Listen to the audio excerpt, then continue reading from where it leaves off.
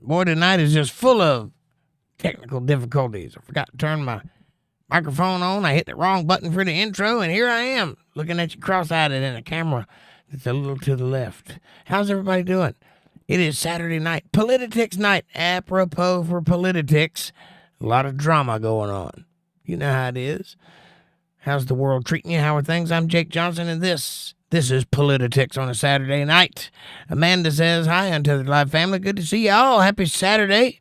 It was a great day. I hope everyone is well. Hi, Jake. How are you tonight? Confused, shriveled, and slightly to the left. I'll go with it. Amanda says, Trump and Elon getting down and getting shit done. Get you some. Right on.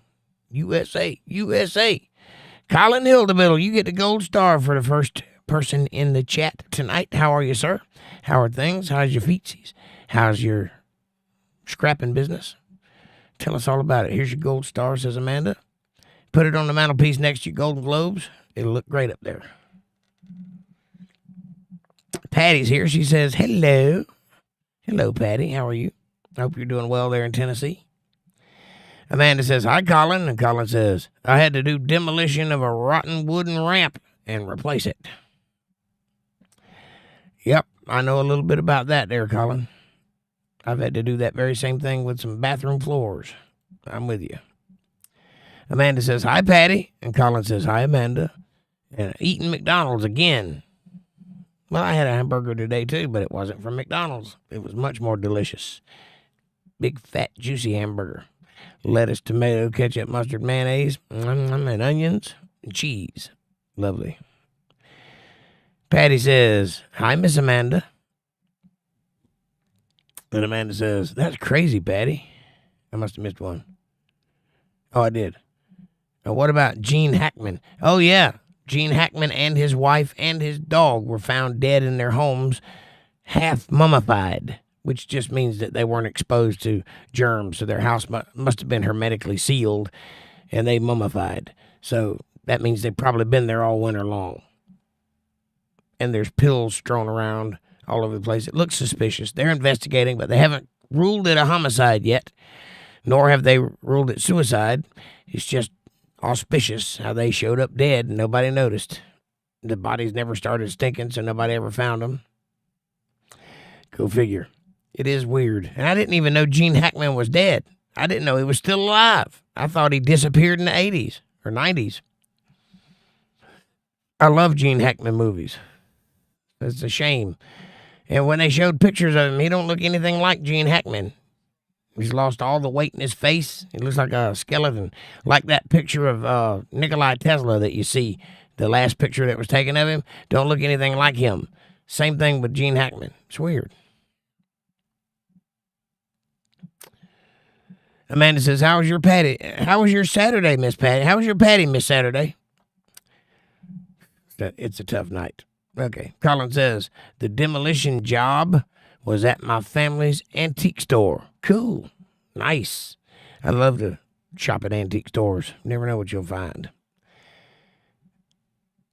And Colin says, our daggum truck broke down not even a mile from the yard. Well, you got to keep that thing oiled up and fixed, man.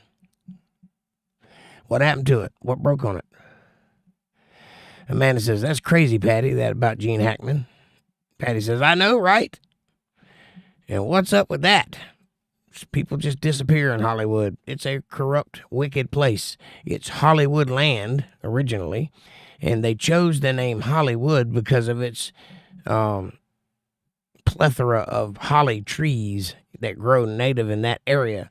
I don't know if you know this or not, but holly trees are magical trees. The black magic uses those trees to make magic wands and other magic totems and such. That's what a holly tree is for, and it's aptly named. So, a lot of weird things go on in Hollywood. Look into how many people who are famous who have recently lost a loved one before they got famous. It's ridiculous. And I don't mean a loved one like their dad died. I mean like their wife vanishes or their children disappear. Something like that. Keanu Reeves is a prime example of that. He walked up. Was it Keanu Reeves? I think it was Keanu Reeves. It's either Keanu Reeves or the guy that married, no, it was the guy that married Demi Moore. What's his name? Ashton Kutcher. He walked in on his wife being murdered in Hollywood. He was knocking on the door while she was bleeding out on the floor on the other side of the door. Oddly enough, he was never suspected of the crime. Which doesn't sound like police work to me, but whatever. It's Hollywood. Weird things happen there. But the number is staggering. Keanu Reeves' wife did die in a car accident right before he got famous. So it's almost like you get a life and you have to give a life. Something like that. It happens enough times that it makes you think about conspiracy theories like that anyway. It's very unusual.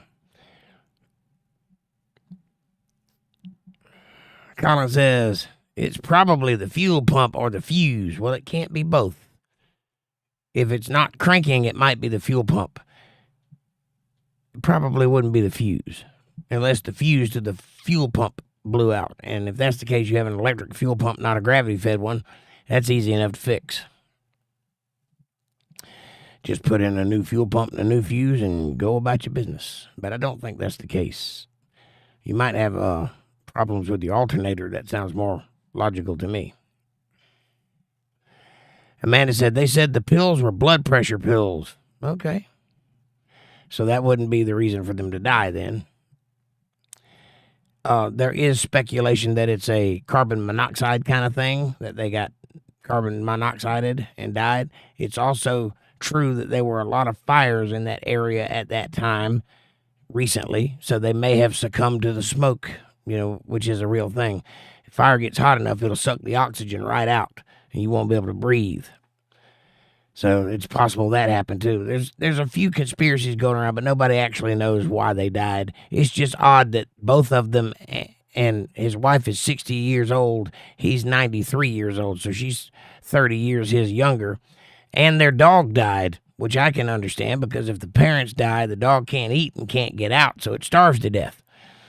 Just weird that that scene was found. They're both laying there in pristine condition, not decaying, but dead for an indeterminate amount of time, and the dog's dead, and there's suspicious things in the house that makes them question its authenticity. I guess we'll find out, maybe never. They have children, says Patty. Do they? And their children didn't know they were dead? That's terrible. What it is here, he says, I'm fixing to put my wife in time out for bitching at me today. I told her enough. That may or may not go well, what it is. What kind of relationship do you have with your wife? Can you put her in timeout? Because some wives won't put up with that. You put her in timeout, she'll walk out the door. Or you'll be sleeping on the couch. One or the other. If you got a good wife, you can call a timeout. But don't be toxically masculine about it. Just tell her, look, I'm not trying to get into an argument. I'm not trying to escalate things until we can't talk to each other. Time out. You go that way, I'll go this way. We'll come back together in the morning and talk about it like rational adults. Always take the high road. It drives them crazy because they want to argue about shit you said 6 months ago because they don't have an argument. And if that don't work, they'll bring your parents into it. Don't let it go that far. Take the high road, walk away. Peacefully, not with an attitude. It will drive her insane. And if you're in the right, that little stunt will pull that into the light. If you are in the right, you might be in the wrong, I don't know. But if you're in the right and you say, look, I don't want to argue, I don't want to escalate things, I don't want to be the bad guy, let's just take a time out and then walk away and don't say another word. Don't look at her cross, just go about your business. It will eat her up if she's wrong, and you will be in a big knockdown, drag-out fight in the next 5 minutes. But then you'll know who won the fight. It's never good to fight with your old lady and then not know who actually won because you don't know whether you're in the right or not, but you're sleeping on the couch anyway. It's not a good place to be.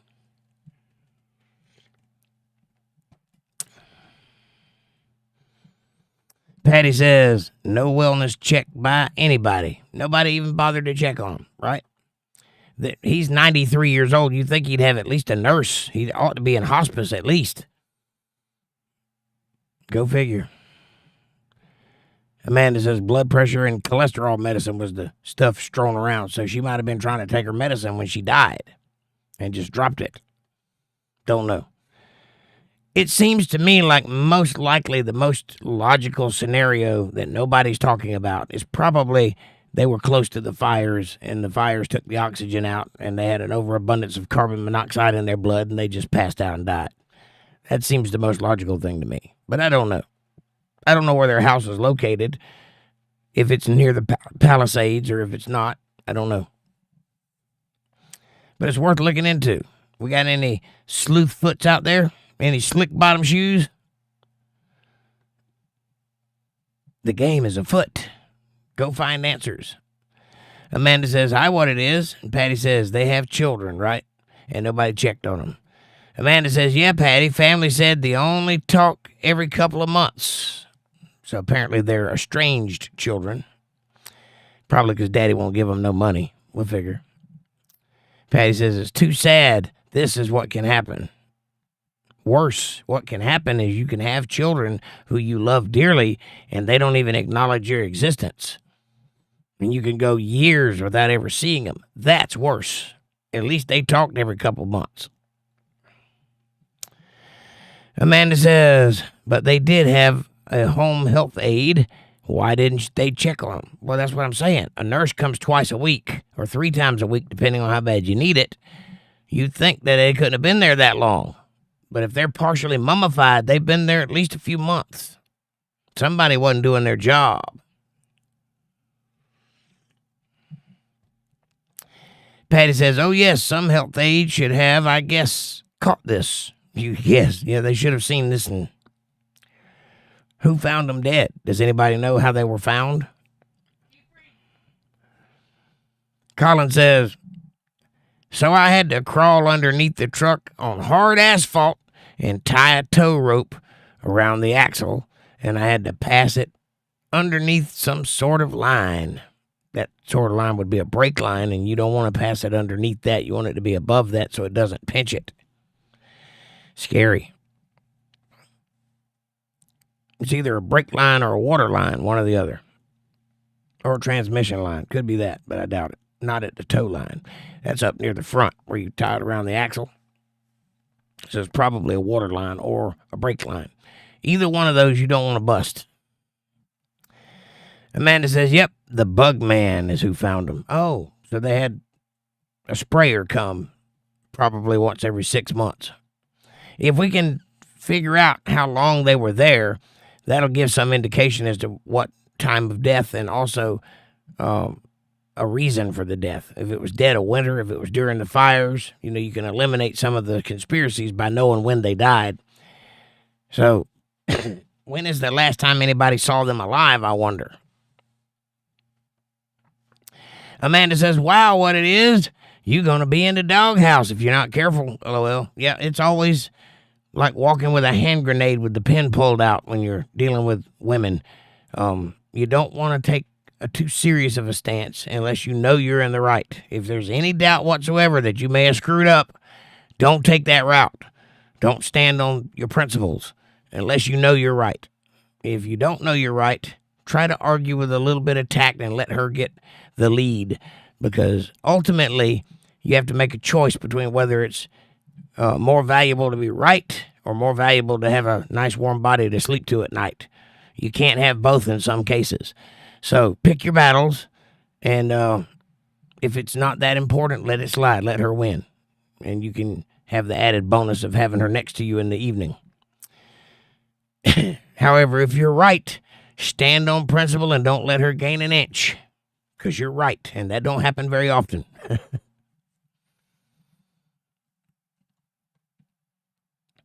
And also, don't listen to me. I've been married 5 times, and I've been divorced 5 times. So I may not be the guy. Amanda says, I read that one. Amanda says, "LOL. This coming from a person who loves to argue," shaking my head. Well, I love to argue. There's the difference, and I accept the consequences of the argument. But also, I'm usually right. That's why I love to argue, because I like being right. Andrew Langlewis is back in the house. Hey, Andrew, you lost your J-tag, I see. How you doing, buddy? Good to see you. Long time no see. He says, well, I want to be the bad guy. Well, if you want to be the bad guy, that's how you do it. Just say something about her mother, and you'll be the bad guy. Tell her she sounds just like your mother. You sound just like your mother. No, hands down, you'll be the bad guy. Promise. What can we do about that J-tag, Andrew? Can we get it back? What do you need? You need some help? Are you doing all right? How's college going? Or med school or whatever it is you're doing? Amanda says, hi, Andrew. Long time no see. Welcome back, man. Andrew says, in the Bible, it was said that Jesus was the bad guy. No, never said that. There were a few people that accused him of being the bad guy, but the Bible never said he was the bad guy. The Bible said he was the Son of God. Caiaphas might have said he was a bad guy, but Caiaphas ordered his murder. So who's the guy? The guy that healed people or the guy that murdered people? Who's the bad guy? So I guess that's a morality play. Andrew says, Amanda, smiley, smiley, smiley. Rachel Floyd's here. She says they tested negative for carbon monoxide. Okay, well, that's one conspiracy theory down. What else could it have been? Where two old people succumbed to something. Could be poison. Could be foul play. Could be that one thing, Randy Quaid, of all people, the crazy guy that lives in a bus in Canada, but was once a star. His brother's a bigger star, so you can see why he's probably the guy living in the bus. But he said that Gene Hackman was the biggest revenue stream in Hollywood, meaning his movies make a lot of residual money to this day. So it could be a financial thing motivating the death of him, because with him dead, his movies are still worth the same amount of money, but they don't have to send him royalty checks. They can keep the royalty checks, especially if there's no children that he has bequeathed his estate to. So it could be that. That's a thing. That's an option. What else could it be? What do you guys think it might be? Let's dish on the possible conspiracies surrounding Gene Hackman's death and his wife's death and his dog's death in Hollywood, California, and nobody caught it. A famous person that nobody saw die. What it is says, telling a woman no more, they consider it as the light turned green and let's go. Usually, yes. Patty says they lived in Santa Fe. Okay, so that's nowhere near the Palisades, so it wasn't the fire then. So there's another conspiracy theory off the table. What else could it have been?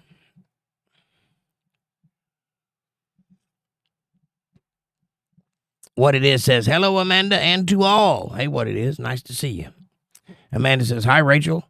Rachel says, LOL, hi. Fab Daddy's here. He says, at least the Hackmans weren't hacked, right? At least they were intact. The Hackmans weren't hacked, they were intact. Jack. Colin says, I passed the rope underneath it. Well, all right. It's probably not a good move, but all right. Amanda says, hi, Fab. And Fab says, hi. What it is says, I ain't scared. Sometimes the doghouse is comfortable. Right? Sometimes you just want to have a little peace and quiet. That's why I have a shed. You understand? I come home from work and I don't want to hear a bunch of yapping. I just get out of the truck and go into the shed. I don't have to listen to it. A couple hours later, I'll come in for dinner, and by then I'll be too tired to stay awake and I'll go to bed. Problem solved. Peace and quiet. That's how you do it. Get a shed. Build a shed if you don't have one. You need a shed. If you're a man that works and if you have anger issues, you need a shed. Amanda says, LOL, what it is, dogs will cuddle up pretty good. Yes, yes. You don't literally sleep in the doghouse. It's a figure of speech, meaning you're no better than the dogs. You get to sleep in the little house out front, not the big house that you pay for. That's why they call it a doghouse. But you don't actually sleep with the dogs. That'd be weird. Unless you like dogs. I like them. I just don't want to sleep with them. Andrew says, I've been feeling my classes But I'm steadily getting my grade. I've been failing my classes, but steadily getting my grades back. Well, Andrew, you need to buckle down, son. You're a smart dude. There's no reason you should be failing. That is you not buckling down and getting the work done, or you letting other things get in the way, partying or whatever, letting your youth run a little wild. Rein it in, buckle down on them books, and get them good grades so you can go out and help us be a better world, because you're the mind that can do that. Oh, thank you. Thank you for becoming a novice once again. Appreciate the super chat, or the membership. Thank you very much, Andrew. God bless you, sir. But you get out there and get them grades up, buddy. I know you can do it. You're a smart guy. There's no reason you shouldn't pass with flying colors if you're doing your work. Keep them grades going upwards. I want to see you with a better than a 3.0 average now. You're a 4.0 student. You should have at least 3.5. Go get them. Graduate summa cum laude, or whatever the good one is. Cum laude, summa cum laude. I don't know which one. I don't speak collegeese. I went to college, but I got to buy by the skin of my teeth. But I was taking a lot too. I did 19 hours on the quarter system a year. Or rather a quarter, whatever it is. Basically, I worked round the clock and did homework while I was at my job.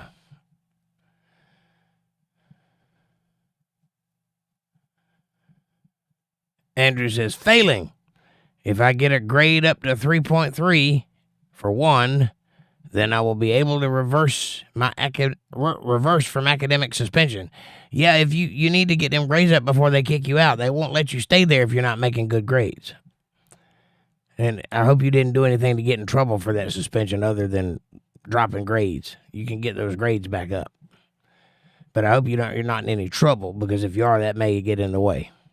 John's here. What's up, Mr. P? He says, hello, all. Amanda says, hi. Bill Bennett's here. He says, hey, guys, happy Saturday. Hey, Bill, nice to see you. Happy Saturday to you, too. Amanda says, hi.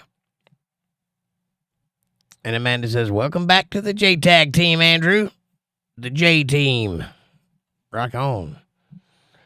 Yes, welcome back, and thank you for that. Appreciate you.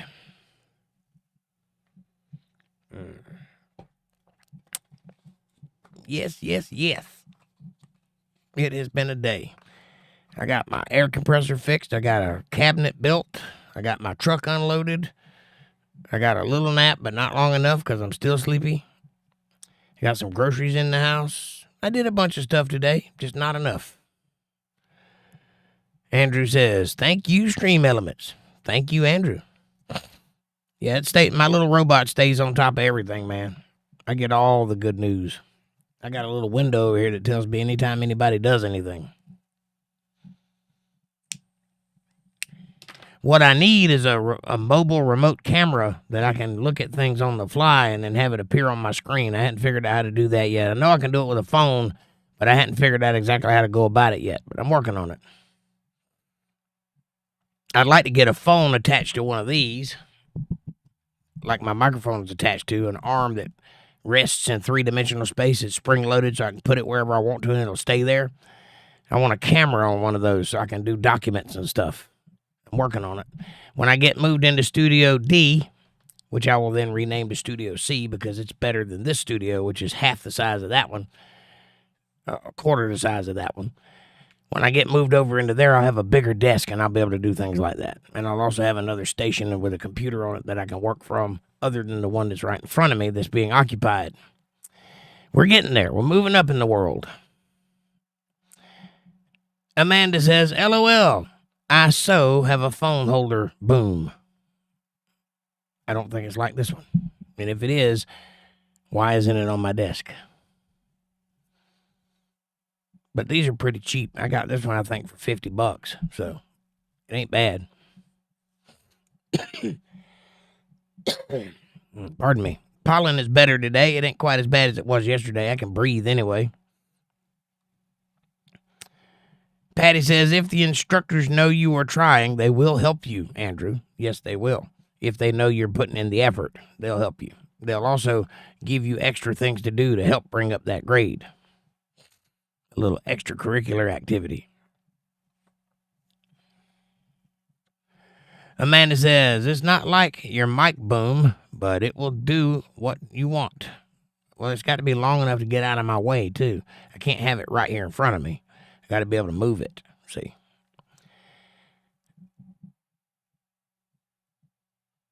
And I'd prefer it to be stationary, like this is. See, this is attached to the box that my computer is in. So when I move the computer, the whole thing moves, the whole apparatus. So it's out of the way. It's not attached to my desk, so you don't pick up when I slam my fists on the desk. You know, it's a very sensitive microphone. I imagine a camera would be the same way, vibrations and all. So it needs to be attached to something that's not attached to my desk so that it doesn't pick up vibrations. That way it doesn't look like I'm shaking the camera.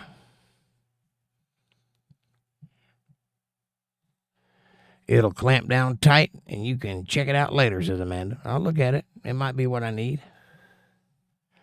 But if I can figure it out, I think I got a piece of software that'll remote into my phone, and then I can run a channel from that into, by way of the Wi-Fi, into my OBS, which will allow me.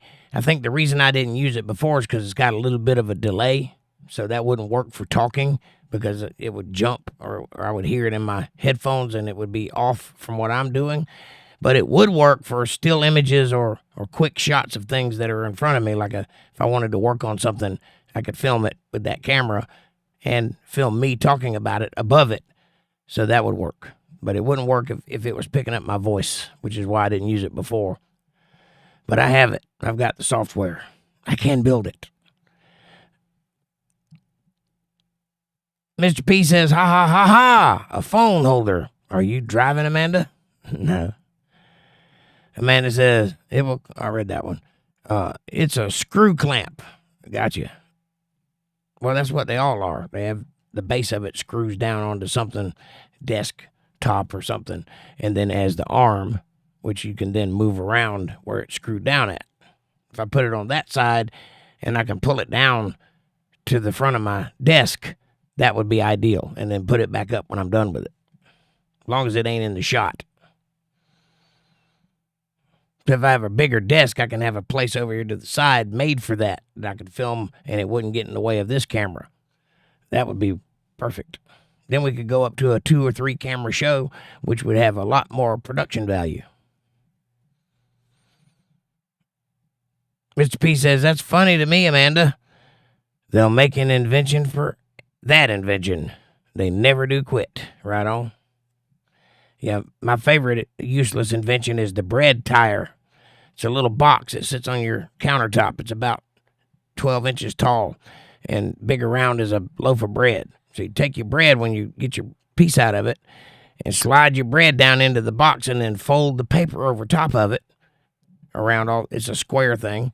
And then you pull a lever and it pulls the paper up and seals it at the top. And then cuts off the excess. For thousands of years, we just and then folded it over and put it down. But this thing, you have to have an apparatus to close your bread back up, keep it fresh. That's a stupid invention. Just twirl it and fold it. Stick it down. You don't even put the bread tie back on it. It'll stay shut on its own.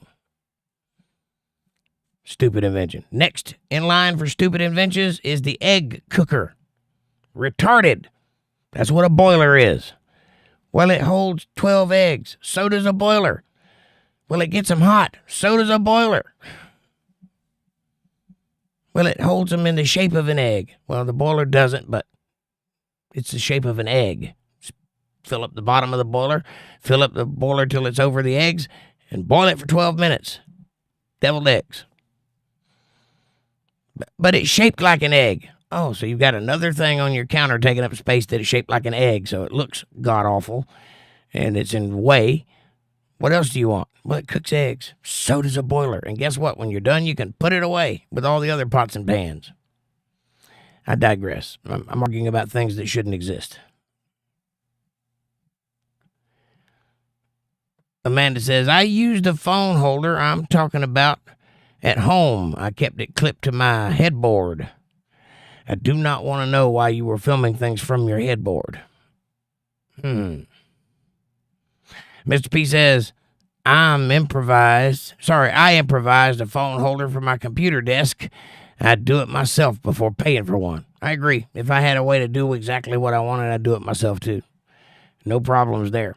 But this thing that my microphone is on is spring-loaded, and it'll put my microphone in three-dimensional space anywhere I want it, and it'll stay there, right? Right. So it's perfectly balanced and spring-loaded. That's why I like it. Amanda says, LOL, you already know, silly, about the egg cooker. Yep. OMG, leave my egg cooker alone, and my air fryer, and my Keurig. Useless devices that do what everyday kitchen devices do. Keurig, coffee pot, egg cooker, boiler. What was the other one? Air fryer, frying pan. I know about your phone holder to the headboard. She makes porn videos on the side for OnlyFans, but she only films her feet. I hadn't figured that one out yet.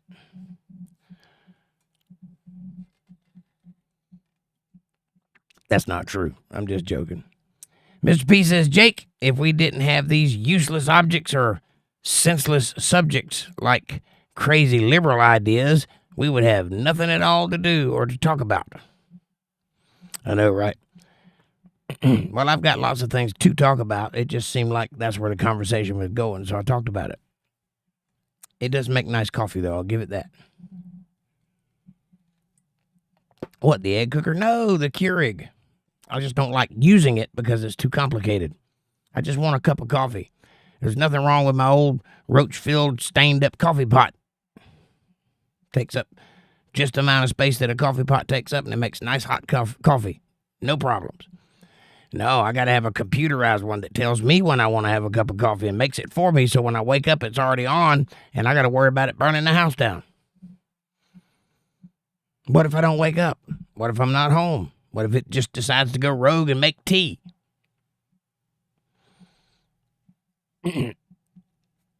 Amanda says, Mr. P, some of them are cool as hell, though. Those little useless things. Yeah, there they are. I guess I'm that way about tools. I like to have a tool for everything, so I understand. I'm just giving you a hard time. Amanda says, but you like waking up to a fresh coffee and it shuts itself off. Yeah, right before I want to get the last cup out of it. So I get cold coffee because it doesn't beep or anything to tell me it's going to shut off. Ow. Oh, that's why I got 2 cigarettes lit and I just burnt myself with one of them. Scatterbrained. I'm scatterbrained. Drink faster. Well, you can't savor coffee if you drink it fast. By the way, tonight's episode is brought to you by this hot cup of coffee. Thank you to the people who provide the coffee for the show. I appreciate it very much. Don't you want to have a cup of coffee with me and talk about politics and other things, egg cookers and such? If so, go to the kitchen, pour yourself up a nice hot cup of coffee, and let's get this conversation on the road. If, however, you do not have a cup and you'd like one, you can get one in the description below. I recommend the first one. It has this face on it. It is fantastic. It holds a nice hot cup of coffee and keeps it hot and fresh. It looks good. It has a great picture on the front. It holds liberal tears, and if you chuck it at somebody, it'll leave a mark when it hits them, and it sits well on a coffee table. Looks good in your room. Don't you want to have one? Get one while supplies last. Also, like, subscribe, share, support, join, and super chats are available in the chat box if you want to show a little bit of love. Throw a little clang-a-lang my way, and BJ. You can do that right there at the super chat button, which is the $ under the chat, or you can go to CashApp and go to $JakeJohnsonBand, or you can go to paypal.me/JakeJohnsonBand if you would like to contribute, or you can become a member, which Andrew just did again. So thank you for that. And also, if you would love to have a place to hang out with everybody outside of the show without my presence looming over everybody's conversation, you can do that. It's a great place to keep pictures, texts, chats, and videos, and also keep up with all things Untethered Live Universe in one place, Facebook.com/Untethered Family. That's all one word, Untethered Live Family. Facebook.com/Untethered Family. Go check it out, and I appreciate you visiting it. Now, back to the show. Randy Humphreys is back from last night, and he says, hey, Jake, how's things going? Fantastic, Randy. How are you? Thank you for coming back. Appreciate you. How's your world going on a Saturday night? Tonight is politics night. The show is called Politi-tics, and we talk about everything. Sometimes we get into politics. So the floor is yours. What do you want to talk about? What's bothering you? What grinds your gears?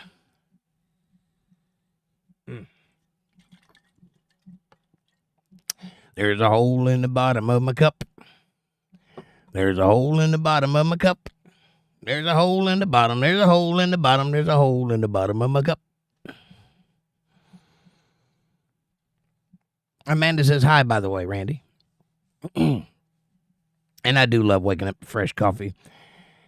But I much prefer to have fresh coffee handed to me. I'm not that shallow. I'm just kidding.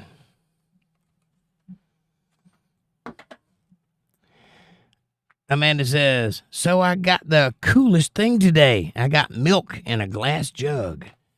Yep, that's cool, and it's also antiquated because they used to deliver milk in a glass jug on a daily basis to your front doorstep. Amanda says, spoiled ass. Says the woman who drinks milk out of a glass jug for $18 or whatever it was. Am I having a bad day? Yes, I am. That cigarette had a hole in it. Is this one? How did a cigarette get a hole in it in a pack that just got opened? Weird. I think they're out to get me. Patty, what say you? Do you like the Keurig or do you want a regular old cup of coffee from a coffee pot? Or are you one of those brewer type coffees with a percolator? You know, the one that goes takes like 20 minutes to make hot coffee, but it's so hot it'll peel your lips off when you drink it and get coffee grounds in your teeth, but it's still good. My sister's into that. She's got a big stainless steel percolator. Thank you, dear. Appreciate it. Spoiled ass. Yes, I am. I like the percolated coffee. I like the taste of it, but it's so much effort to keep that thing clean and to make coffee in it. And you get coffee grounds in the bottom of your coffee, and I just don't like that. So I stick with the regular old percolator, electronic percolator. That I have one that came out of a camper trailer or something, one that mounts up to the top of a cabinet, you know what I mean? The square ones, like was in the old Streamliners. Yep. And I used that right up until the Keurig took over. And now I have a Keurig. And it's a nice one. It has a carafe and a single cup maker, which has got a little K-cup dispenser that you can either put grounds in or put a K-cup in. I got the whole thing. So it is nice. I'll give you that. But it was expensive. Keurig knows they got something that people want. And I guess next time I have to get one of those Stanley cups that cost $50. Tumbler. Fight, fight, fight, says Amanda. You go, Randy. MAGA, Trump train, drill, baby, drill. Right on. Randy says, I'm not ashamed to say it. I'm a Trump supporter. I'm a hot Ray kind of guy. You're a what kind of guy? I'm a hot Ray kind of guy. A hot reel kind of guy? I don't know about that. It meant something. But, Randy, we are Trump supporters here, too. I have my choice.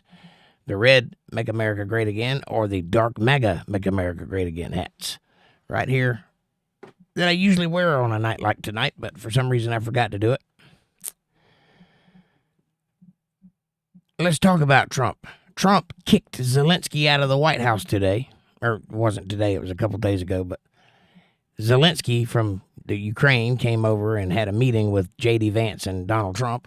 And in that meeting, he refused to sign a deal that was made to stop the war, meaning he wants the war to continue for whatever reason. But Donald Trump had a deal made to where they would give us mineral rights to the Ukraine, which would give us or give Ukraine an American interest meaning that we're interested in the area, and if we're in the area, Russia won't touch Ukraine. They'll back off, which ends the war effectively. So it's in everybody's interest. Everybody wins, but not everybody gets everything they want. Putin gets a little bit of land, such as Crimea, which he already took, and Zelensky gets to stay alive, and Trump gets the mineral rights. So everybody's happy. And Zelensky refused to sign the deal, and then he called J.D. Vance a bitch in Russian, and so Donald Trump threw him out. Now, the story remains to be seen whether or not Zelensky realizes that he doesn't have any power to negotiate, and he's living off the tit of America, and he should probably go along with whatever Trump's saying. If that happens, if he comes back and asks for another meeting, that means he's going to come back with a more positive negotiative attitude and probably be willing to talk more. If he does not, then he is the reason the war will continue. And I don't think his followers are going to like that very much when they realize it. So we'll see. Either way, Trump threw him out of the White House, which is not something you've seen happen too often in today's day and time. So it's kind of refreshing. And also, J.D. Vance showed his mettle by standing up for the president when he felt like Zelensky disrespected him. So you got a vice president that stands up to fight for his president, which is a beautiful message to anybody that's patriotic. And hopefully that's a good sign to the people who voted them in office. We'll see. I don't know. It remains to be seen how this is going to work out. It could turn into a mess, or it could work out just the way Trump designed it to. We'll see. If it does work out, though, I would like everybody that doubted Trump or said that this was embarrassing or the wrong type of statesman to show up to a negotiation, I would like for all those people to reconsider their position on Trump and understand that there may be techniques and abilities and things going on in the world that they haven't considered, and Trump has, which is what he should be doing as our leader. So we'll see. I don't know how it's going to turn out yet.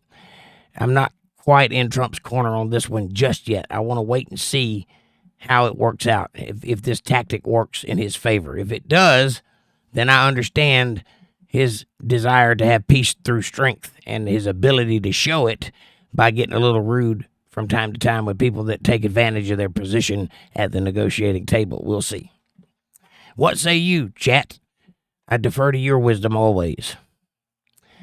Amanda says, told his ass to get out, LOL. Well, he damn sure did. Threw him right on out the door. Amanda says, Zelensky just wants our military on the ground. Right, because he doesn't have one that can fight Russia. But if we guarantee his security, which is what he was hung on, which is why he didn't sign the deal, he wanted an assurance for security. If we do that, then he gets to play dictator with the umbrella of the United States military protecting his ass, and there's no telling what he'll do next. We don't want him in that position. That's why Trump didn't give him the military, because we don't want that. We don't want more people to die. Randy says, Amanda, you are teaching tea. I'm a hot tea instead of coffee kind of guy. Okay, I got it. I'm a hot tea kind of guy. Understand, that was a different sentence than the first part. He said, I'm not ashamed to admit it. I'm a Trump fan, comma, and I'm a hot tea kind of guy. Got it. Okay. Well, hot tea works in that cup just as well, Randy. I don't know if it'll be as cool, but it'll taste as good. That's a good hot cup of coffee there. Thank you.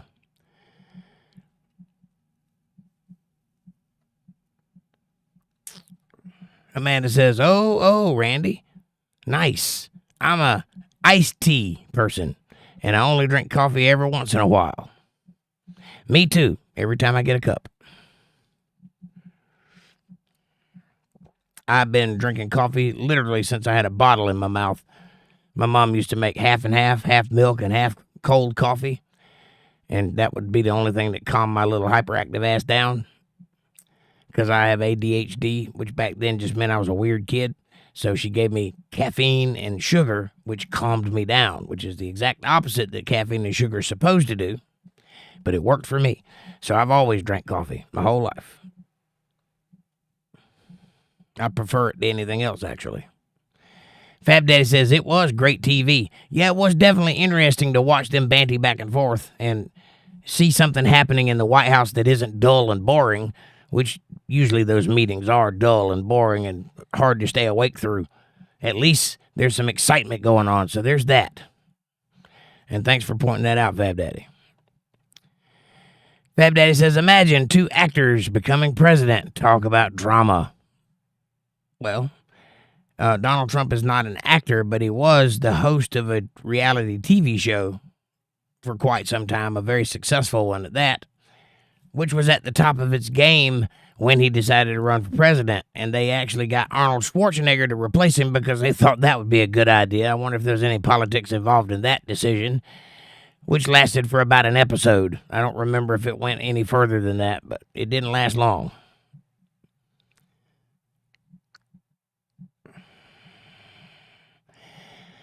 Mr. P says, come on, though. Y'all really think it's in the best interest of the free world that Putin, who is a dictator, makes no mistakes, gets Ukraine?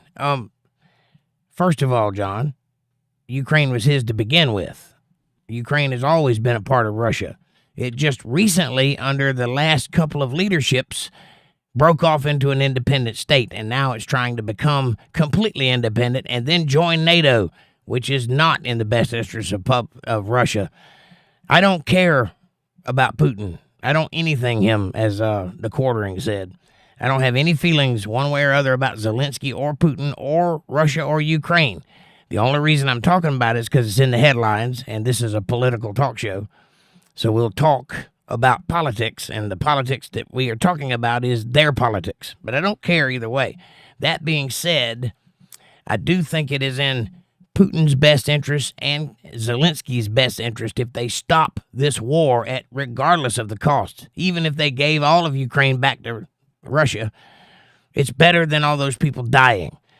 That's one. Number two, nobody's talking about Putin getting all of Ukraine back.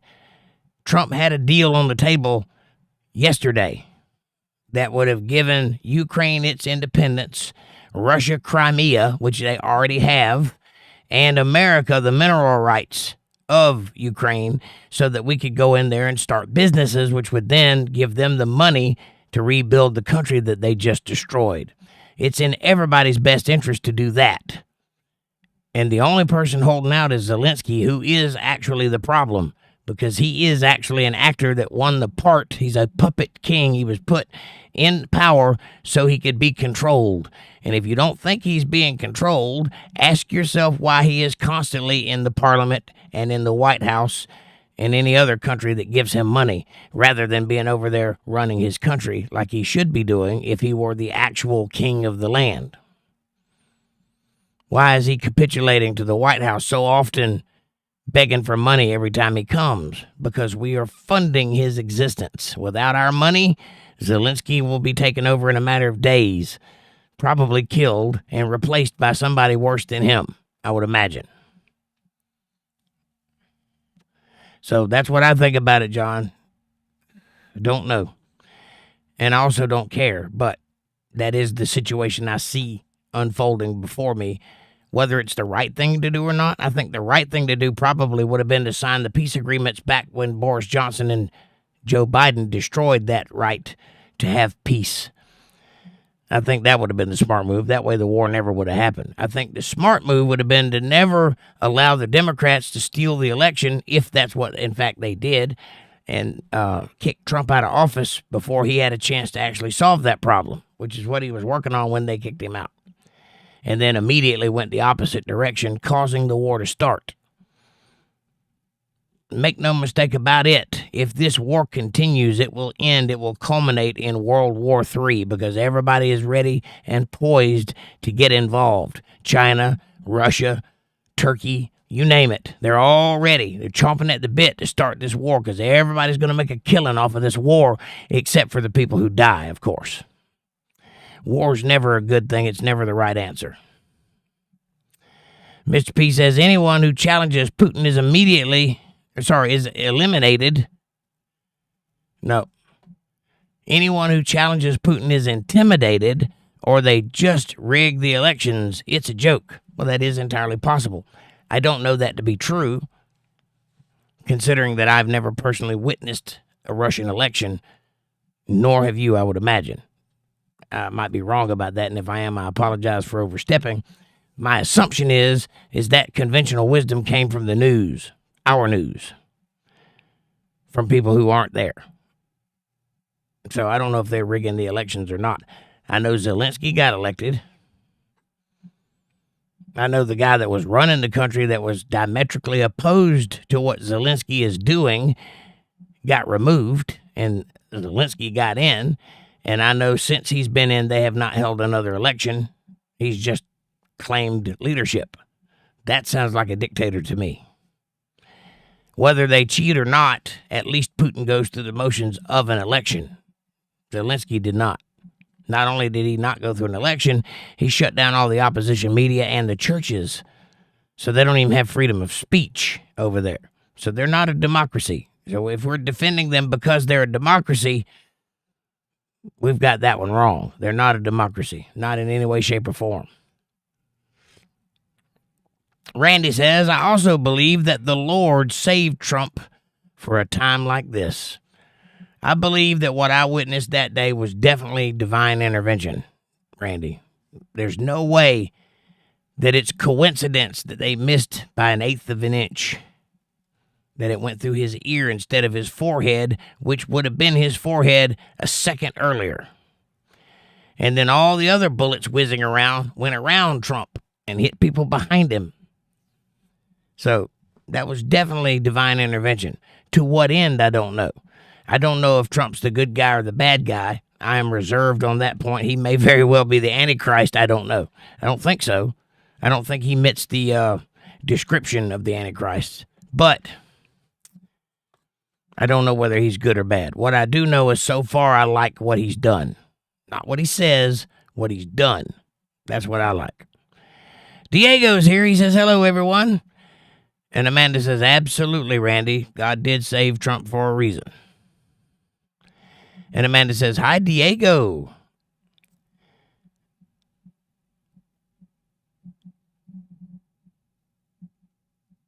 Where are we at? Okay, I found it. Diego says, Trump put Zelensky in his place.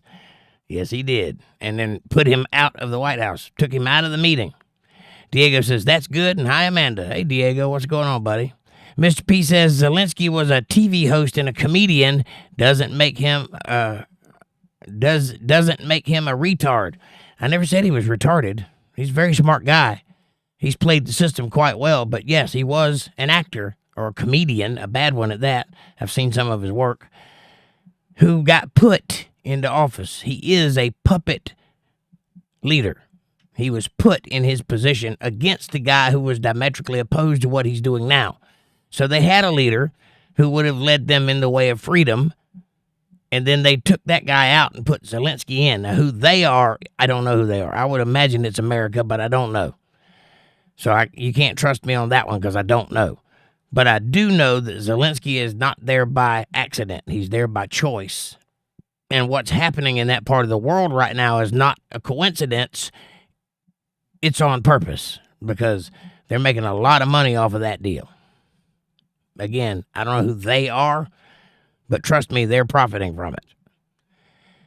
Amanda says, so did Vance, Diego. Yeah, J.D. Vance got on his tail when he perceived him to have disrespected Trump.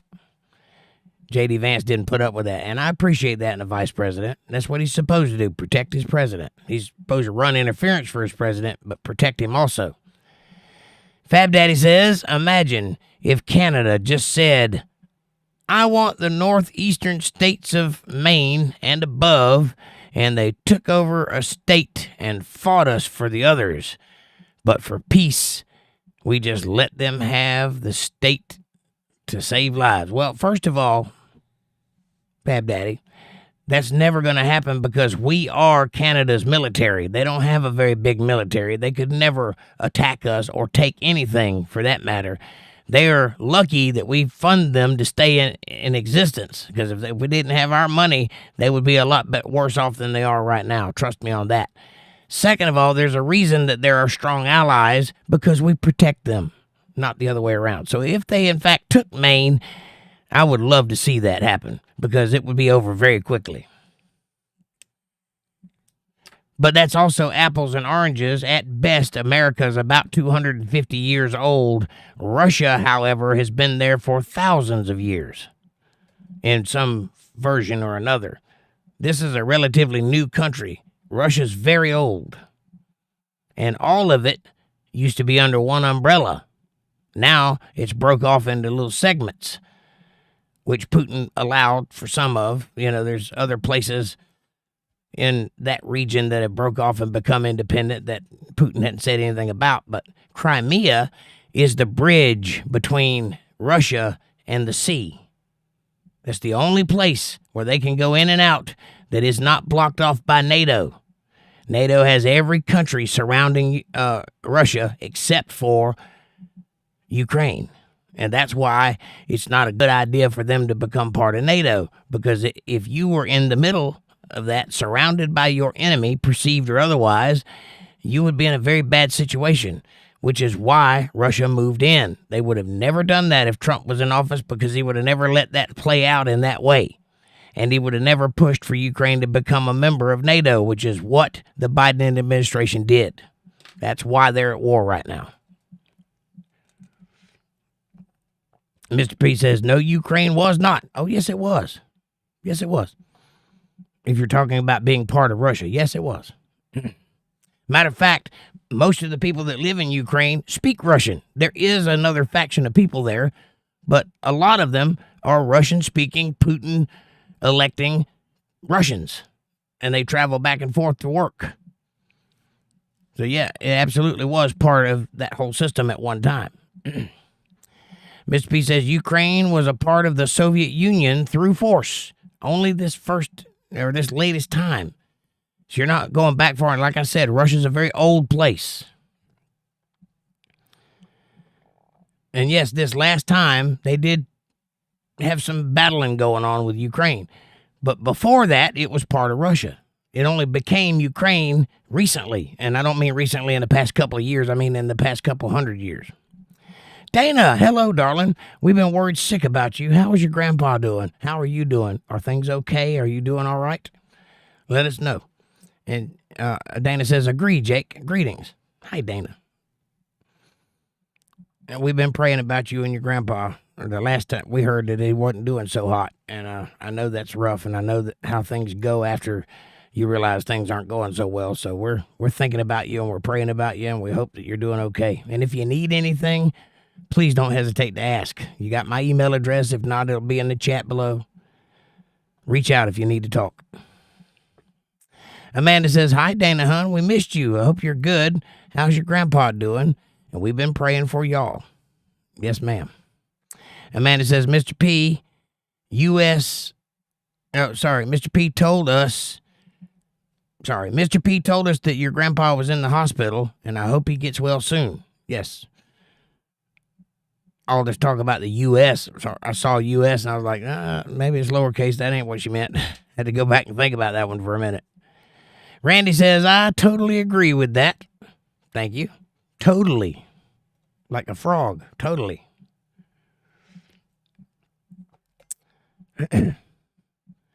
Mr. P says, so in your opinion, Poland, Latvia, Lithuania, Estonia, Romania all belong to Russia?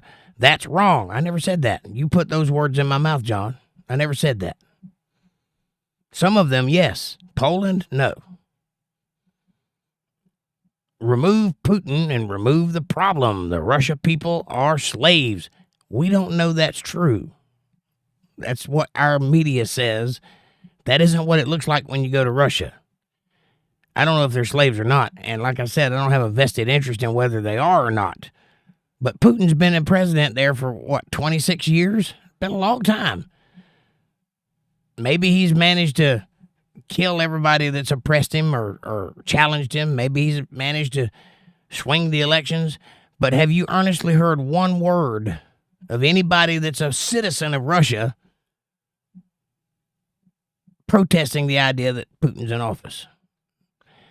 I haven't. I don't, but I'm not especially paying attention either, so I may have missed it. But I don't know that Russia is his slaves. I know that's what MSNBC says, but I don't trust anything they say.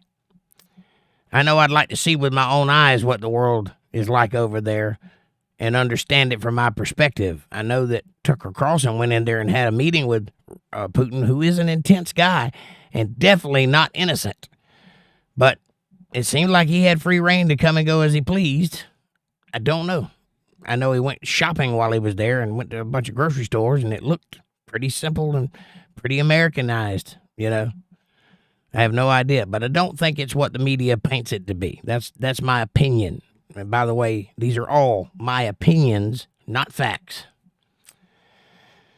Dana says, "Hi, dear Amanda. My grandfather's doing well now. His health stabilized, and next week we are going back to my home." So you're taking him back with you, and you're going to take care of him? That's beautiful. And thank you for being there for him, Dana. I know that it's not my place to say that, but somebody needs to say thank you because it's a beautiful thing you're doing. And tell your grandpa that we love him and we're praying for him even though we've never met him. Patty says, "I like my coffee with just 2 sugars and some cow milk, Jake. I've never spent a dime on a modern day coffee pot, hot or cold, or a modern day coffee, hot or cold. I just can't." I'm with you. I have bought some coffee like at a convenience store on my way to work. I have done that. I've even tried the cappuccino once or twice, but I'm not real crazy about it. But I prefer, well, this cup holds like 2 cups of coffee, 2 regular cups. So I put 4.5 spoons of sugar in this and some creamer. I prefer cow's milk, but I don't have any. So I just use creamer. But I agree with you. A good regular cup of joe is all that you need. You don't need all that dash of nutmeg or caramel or whatever it is they put in their coffee. I'm not in French vanilla. I'm not into that. If I want a Kool-Aid, I'd buy Kool-Aid. I want a cup of coffee with a little sweetness to it. Delicious. Patty says, "Hi, Miss Dana." But I'm with you on that. I'd much rather have a regular cup of coffee. Amanda says, "Oh, that's good, Dana. You will take great care of him, I'm sure. Continued prayers." Thank you. Dana says, "Hi, dear Patty." Heart exclamation point. Mr. P says, "I'm glad he's feeling better. And welcome back, Dana." Yes. Or welcome, Dana. Yeah, I'm glad he's feeling better, too. We don't like it when people of the chat or their families get sick. That's not a good thing.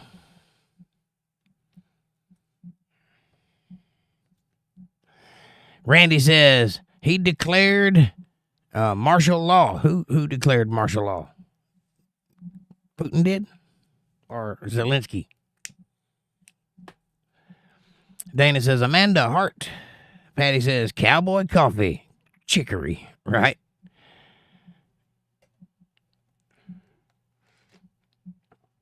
If that's a flavor, I don't want it.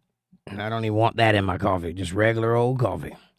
If you're talking about just making coffee over a fire, I've done that before, and it's good coffee. But again, like with the percolator, you get coffee grounds in the bottom of your coffee, and I don't like that. So I'd have to use a filter. Dana says, "Mr. Pro, thank you. He is doing well now, Heart." I'm so glad to hear that, Dana. How are you holding up? You must be exhausted. Patty says, "Miss Dana, I'm glad to hear things are calm for you now. Prayers." Amen. And Dana says, "I'm proud of President Trump and J.D. Vance. They handled the disrespectful fool and the coke drug addicted in his black pajamas very well."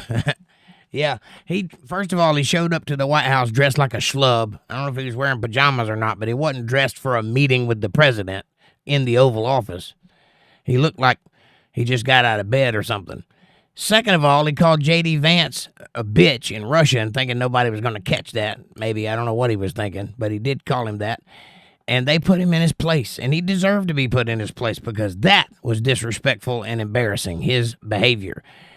Believe it or not, Trump's deal is a good thing for this situation, the deal for the mineral rights. If you think about it from his perspective as a deal maker, What this mineral rights deal does is puts an American interest right in the middle between Ukraine and Russia, which means they're there.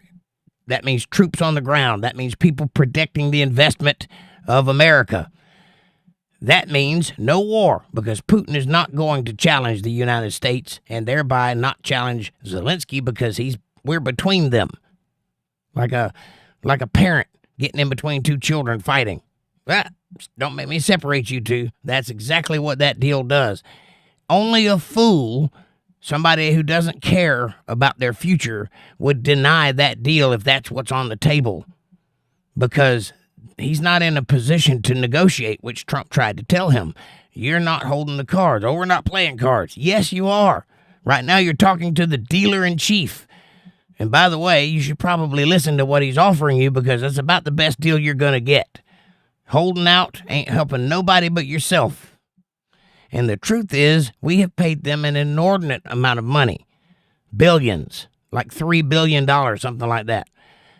I don't know the exact number, but a lot of money we've given to Zelensky, and he doesn't have an account for where any of that money went. Probably right into his pocket. He does not want to turn that off, I promise you that. That's why he's here asking for more money. He's not going to get it through Trump, because Trump's tired of playing that game, and he just learned that the other night at that meeting. I think he overplayed his hand, the card game he's not playing. I think he overplayed, and Trump kicked him out. And I think now, if my opinion is correct, now he's going to try to negotiate his way back into that meeting on another day, and then be much more pliable and agreeable and much more polite. If that works out that way, then you'll see that what I'm saying is correct. If it does not work out that way, the war is going to continue in Ukraine, and more people are going to die, and nothing is going to change on Zelensky or Putin or America's side if it works out the opposite direction. So let's just wait and see what happens.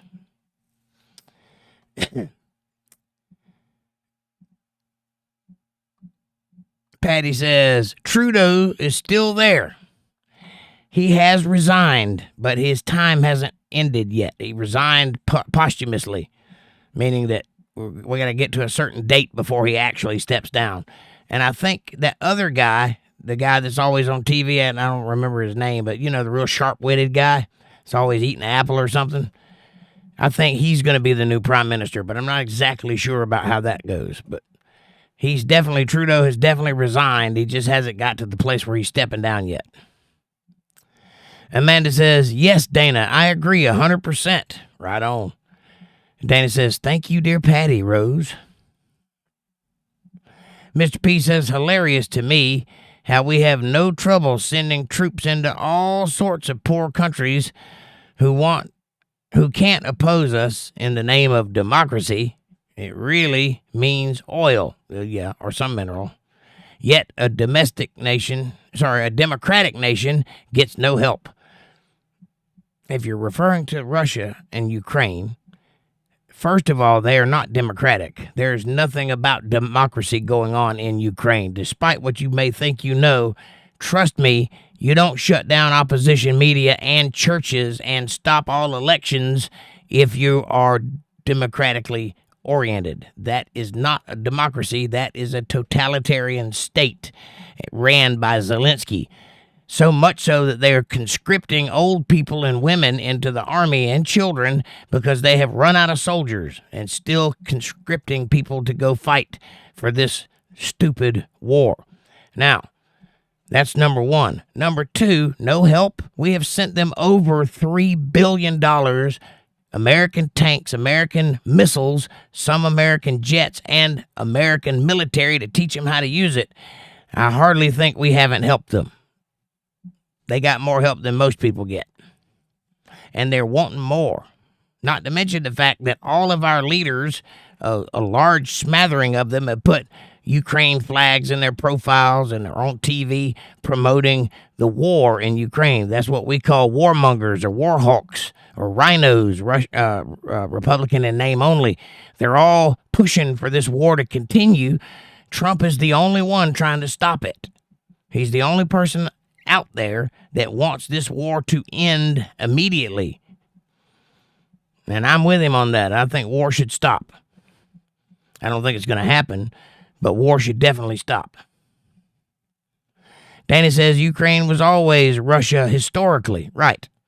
It's only been recently that they've tried to break off and become independent. And by recently, I mean in the last couple of 100 years. But it is not historically its own country. It's part of Russia. Always has been. Fab Daddy says NATO is not the land guy, Jake. Or the bad guy, Jake.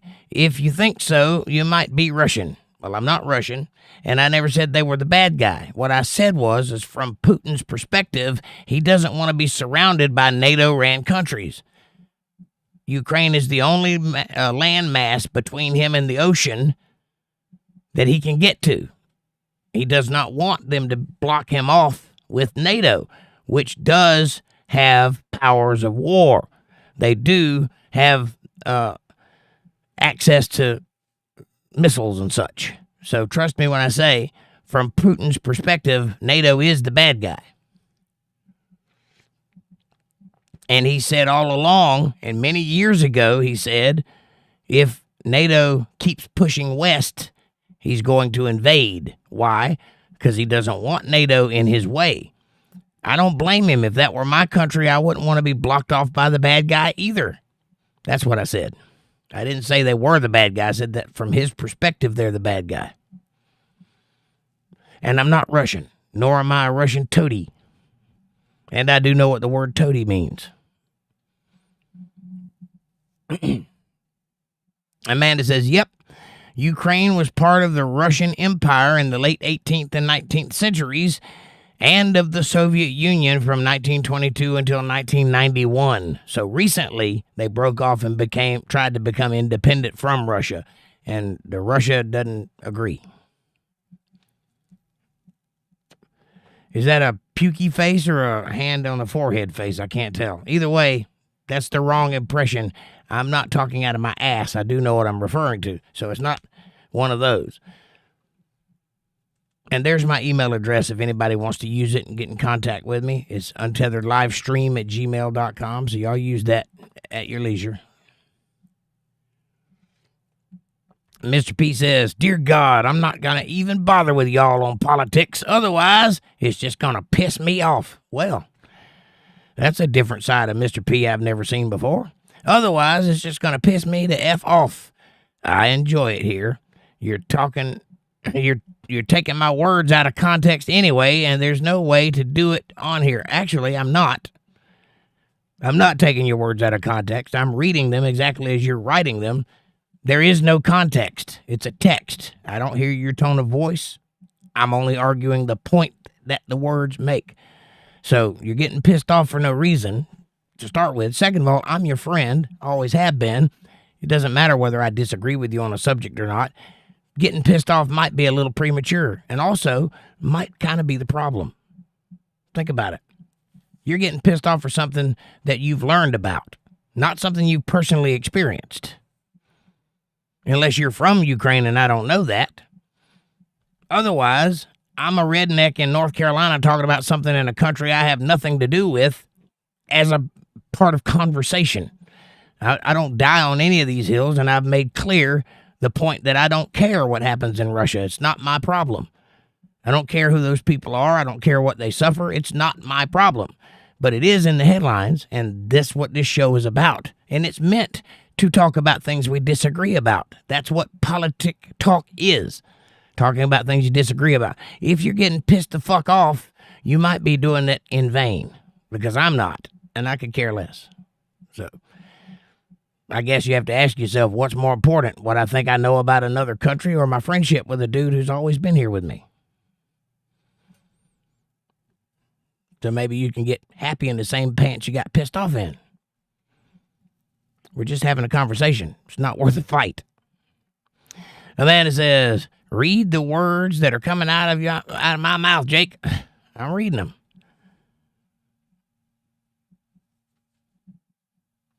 And Miss P says, yes, I have, Jake. Also, they've spoken on Putin's rape rooms, etc. I don't know anything about that, nor was that a part of my conversation. But unless we went into it on a panel format and showed the clips, it's just us butting heads. Well, this isn't a clips show or a panel show, so we can't do that. But I have no problem reading the words that you write. Maybe if you want to say something in context, you should write the context, because that's what I'm responding to, what I see.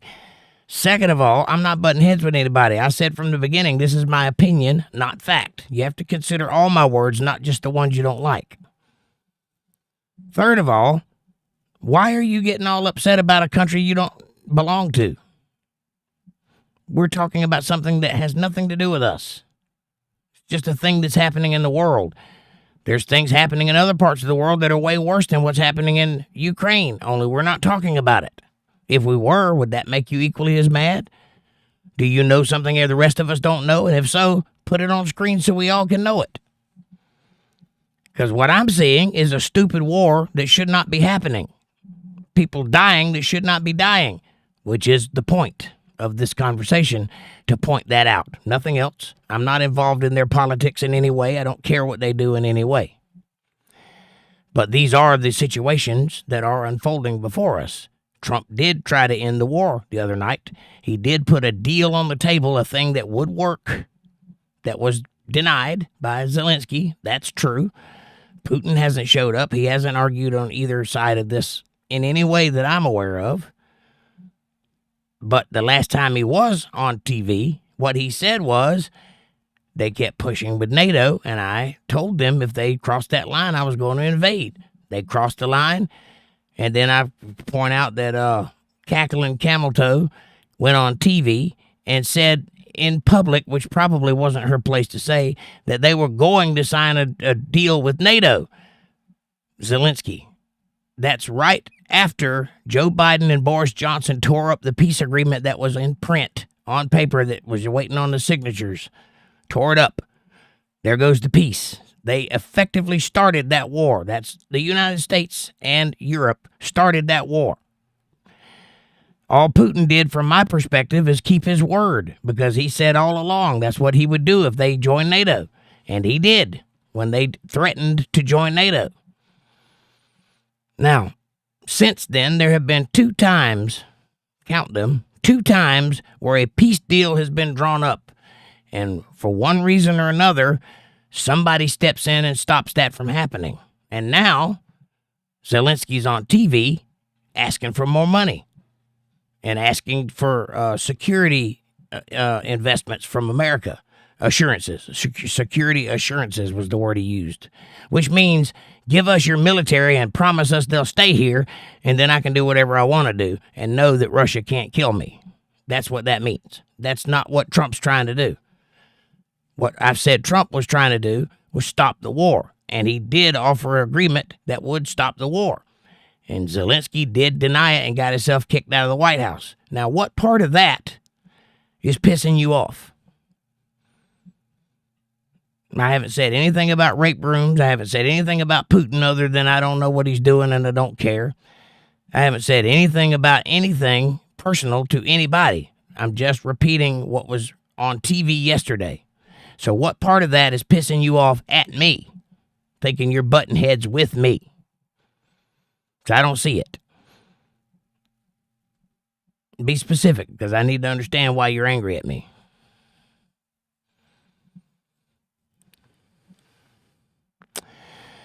Mr. B says, SA rooms, sexual assault rooms, I should say, apologies. Putin has torture in SA rooms, whatever, though. I don't know that he has those things. I've never seen any evidence of that. I've never heard anybody accuse him of that. Not saying that it's not true.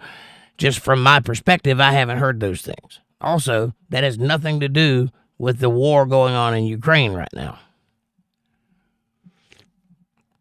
which, if I'm not mistaken, is the topic of conversation.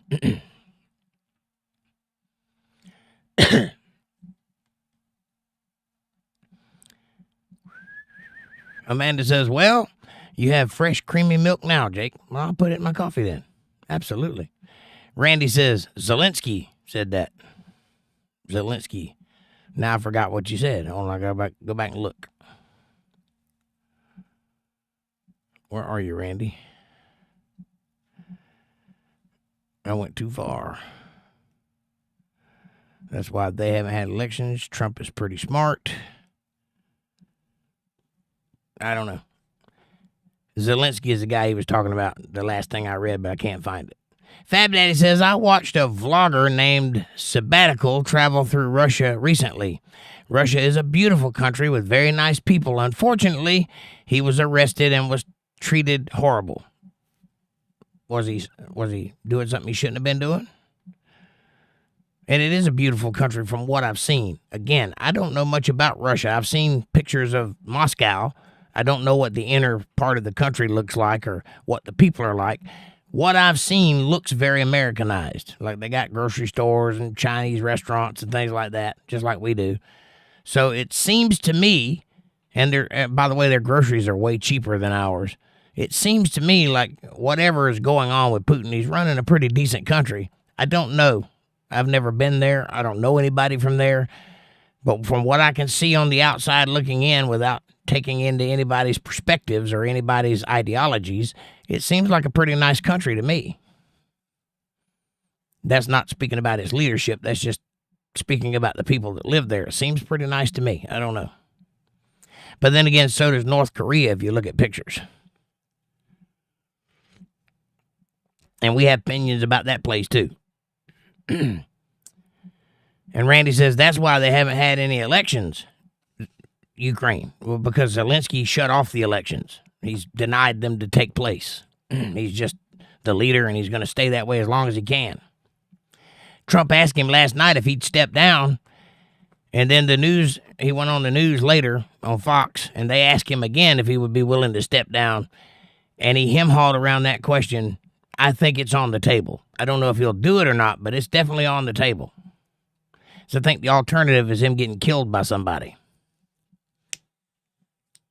Which happens.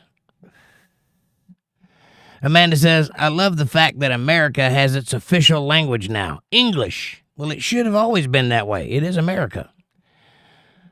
And Randy says, Trump's pretty smart. He's very smart. Don't let his boisterous attitude fool you. Trump is very smart. He graduated from West Point, top of his class.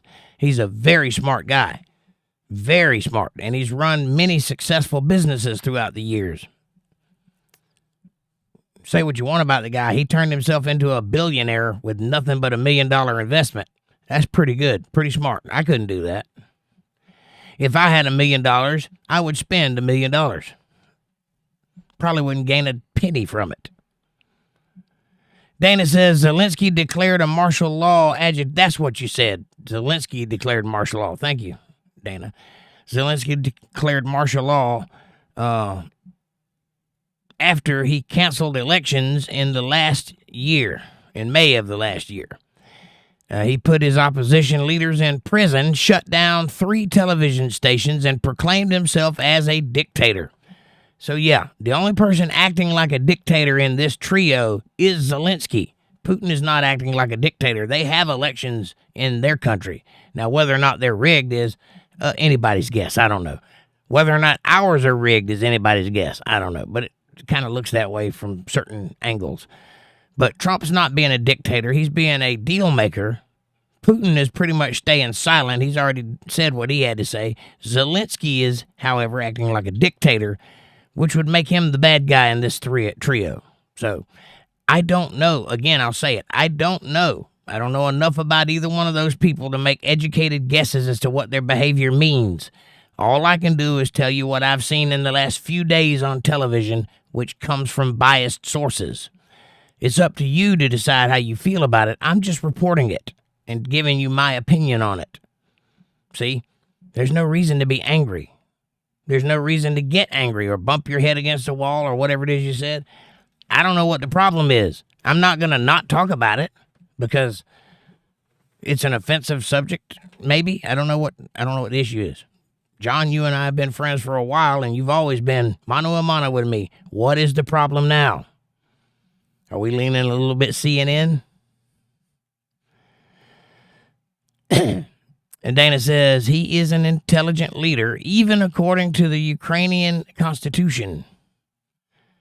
He is He is an illegitimate leader, meaning Zelensky. Even according to the Ukrainian constitution, he is illegally became the dictator. I agree with that. Amanda says, as soon as Zelensky got thrown out of the White House, he wanted to come right back in to talk to Trump again. And Trump was like, I got other things to do, and left the White House. Okay, so it did work out the way I thought it would. He realized he had overplayed his hand and wanted to go back and renegotiate. He's going to have to wait till another time. Mr. P says, message retracted. Come on now. He does the hand on the forehead again. Linda Davis says, I'm just popping in. I'm late. Hey, Linda, how are you, sweetheart? How are things? Are you doing all right? How's the weather? How's the food? Did you make anything good tonight? Guess what I had? A hamburger. Amanda says, hi, Linda, hon. And Mr. P says, hi, Linda. And Dana says, Zelensky was kicked out of the White House immediately after his cocky performance. No lunch for him and his crew. Waltz and Rubio told him to leave immediately. Right on. Waltz. Who's Waltz? Who's that guy? What's his first name? I know who Rubio is. I don't know who Waltz is. The only person I can think of is Tim Waltz, but that might be Walz, W-A-L-Z. I'm not sure. Randy Humphrey says Trump pulled U.S. out of NATO. Well, I think he's trying to. I don't know if he's done it yet or not. Michael Waltz. Okay. Yeah, I'm not familiar with that guy at all. I don't know who he is. Mr. P says, you're wrong, Jake. About what? I haven't said I was right about anything. There are thousands of miles of coastline in northern and eastern Russia, and they didn't have to access Crimea, is what the war is about. Ukraine is not part of Russia. First of all, there are thousands of miles of coastline which lead to nowhere. The trade routes come in through Ukraine. That would be the only land bridge out of Russia that could go anywhere other than the middle of the ocean that is not held by NATO. If Ukraine is inducted into NATO, Russia is completely surrounded by the enemy, according to Russia, which is why they started this war. There is no other reason for it. That's why Putin invaded Ukraine. That's not up for debate. I'm not wrong about that because it's not my opinion. That's why he did it. He said he would, and he did. As far as being thousands of miles of coastline, yeah, you can take a boat out of Russia anywhere, but you're not going to get anywhere because it goes into the ocean. The only place to do trading is at Ukraine that is not part of NATO. There's other places, but they're under NATO control, which is why he attacked. There is no other reason for Putin to have attacked Ukraine. They've been there for years. He didn't attack them then. He only attacked them when they started talking about joining NATO.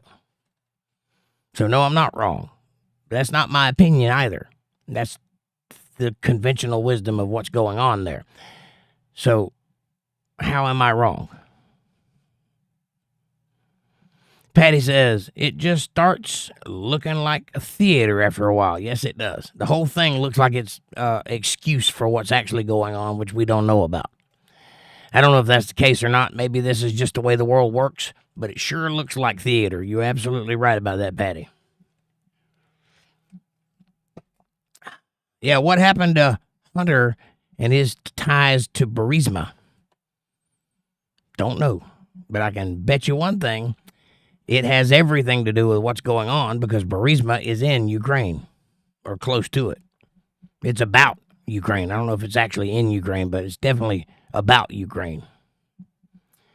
I'm not a land expert of that part of the world, so I don't know exactly where everything is and all the details, how they fit together. All I can do is report on what I've seen on the news, which comes from a biased source. Second time I've said that, but it's true. And I'm talking about what's happened in the last few days. I'm not talking about ancient history. I'm not talking about what's happened in other arenas, about other things. I'm talking about specifically the meeting at the White House and everything surrounding that event. By my logic, says Mr. P, us fighting for independence us fighting for independence, I think that's what you mean, from Great Britain is subject to whether or not Great Britain decides to want their colonies back. Ukraine is free. Well, Ukraine is not free. Ask anybody that's actually from Ukraine and they'll tell you that. Second of all, Britain does not have an army anywhere close to the army that we have, so they can want their colonies back all they want. They're not going to get them. Third of all, that's exactly what we did. We were sent here to get us out of Britain.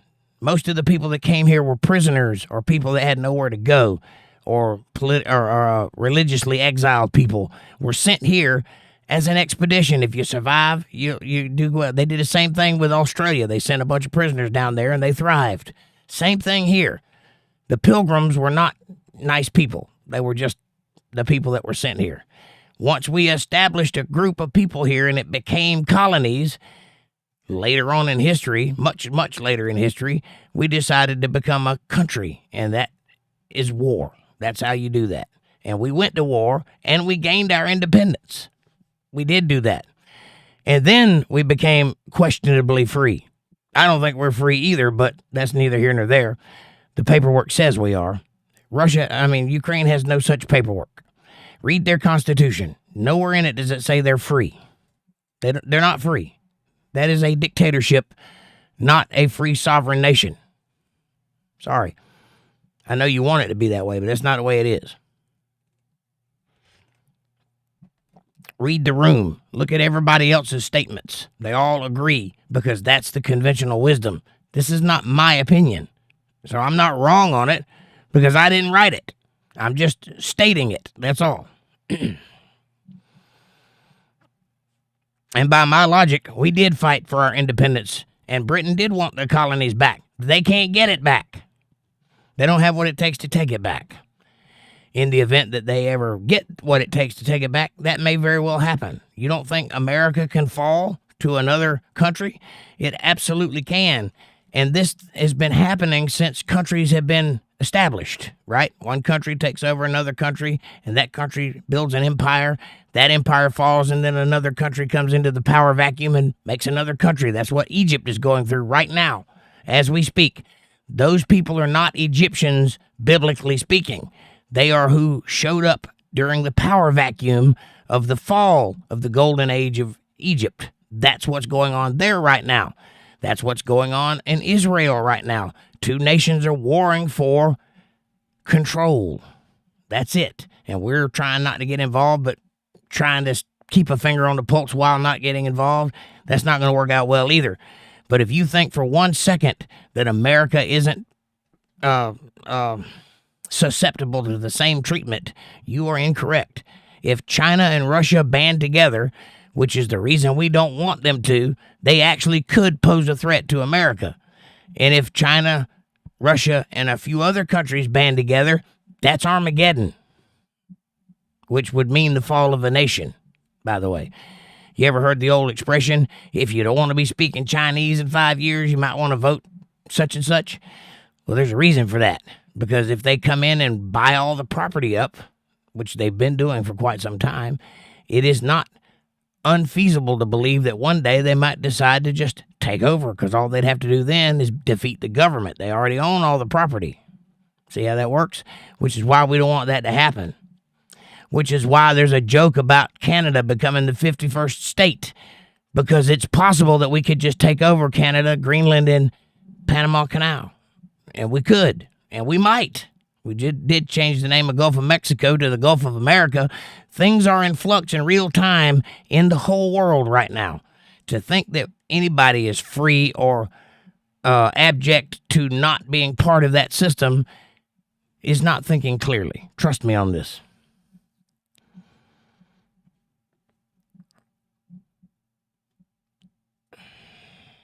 Mr. P says, have I seen any of the effed up shit happening in Ukraine? By that, you mean people dying? Yes, I have seen that. I would like the war very much to stop. That's what I'm arguing for. Do I care who owns the Ukraine? No. And yes, I said the Ukraine, even though it's Ukraine, but it's hard to do in English for some reason. Do I care who runs it? No. Do I care who owns it? No. Do I care if we get involved? Kind of. I'd rather us not be involved. I'd rather us just turn our backs to the whole situation and say, you know what? Your problem. You handle it. I would prefer that. That's not going to happen, though. We seem to be the world police, and nobody seems to want to change that. So, yes, I have seen some of the stuff that's happened in Ukraine. Not all of it. There's a lot of things I don't know about the subject, which I have been clear about from the front of this show. I am not an expert on this topic. I am as in the dark as everybody else is, and I only know what's on the news, which is a biased source. And I'm only talking about what happened yesterday with Zelensky, Trump, and J.D. Vance. Everything surrounding that is what I'm talking about, nothing else. But yeah, there's some effed up stuff happening in many countries in the world right now, today. Have you seen the stuff that's happening in, I don't know, Zimbabwe? You ever heard of a Uyghur? You know what's happening in Australia right now? Do you know what's happening in North Korea right now? There's a lot of bad things happening all over the world. Ukraine is just one of them. It's just public right now. You know what's happening in Iraq right now? Amanda says, Russia became an independent country in December of 1991 after the dissolution of the Soviet Union. Explanation, the Russian-Soviet Union. Explanation, the Russian-Soviet Union. I don't know what that last sentence means, but yes, 1991 seems to be the culmination of all these things occurring. That's when it all started. And I'm pretty sure that's when Putin got into power, somewhere pretty close to that. It's been like 20, 25, 26 years he's been in power, maybe longer. And he seems to keep winning elections because they don't have term limits on their elections. And he figures out a way to keep going. I wonder who the next leader of Russia will be. I don't know.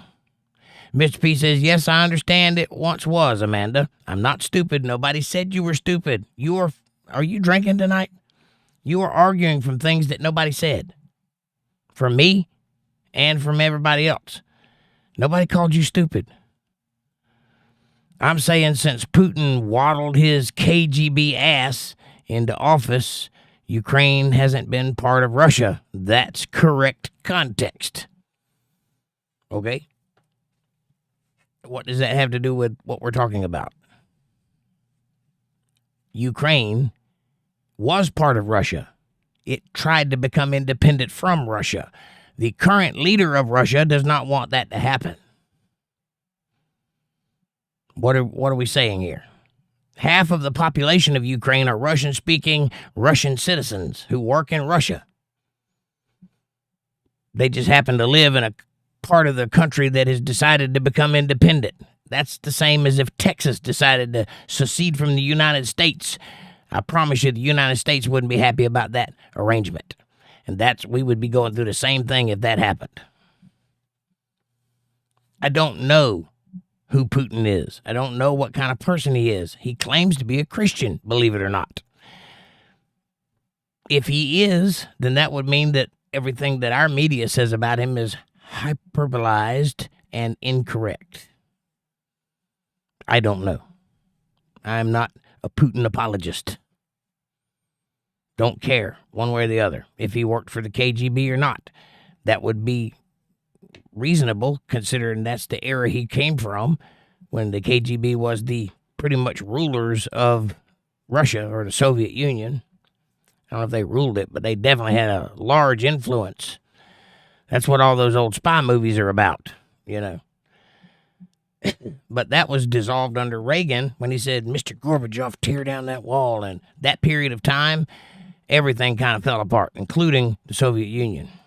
And yes, I know that was Germany, the Berlin Wall. But I'm talking about everything happened at that same period of time, including the dissolution of the Soviet Union. The USSR went away, just like countries do.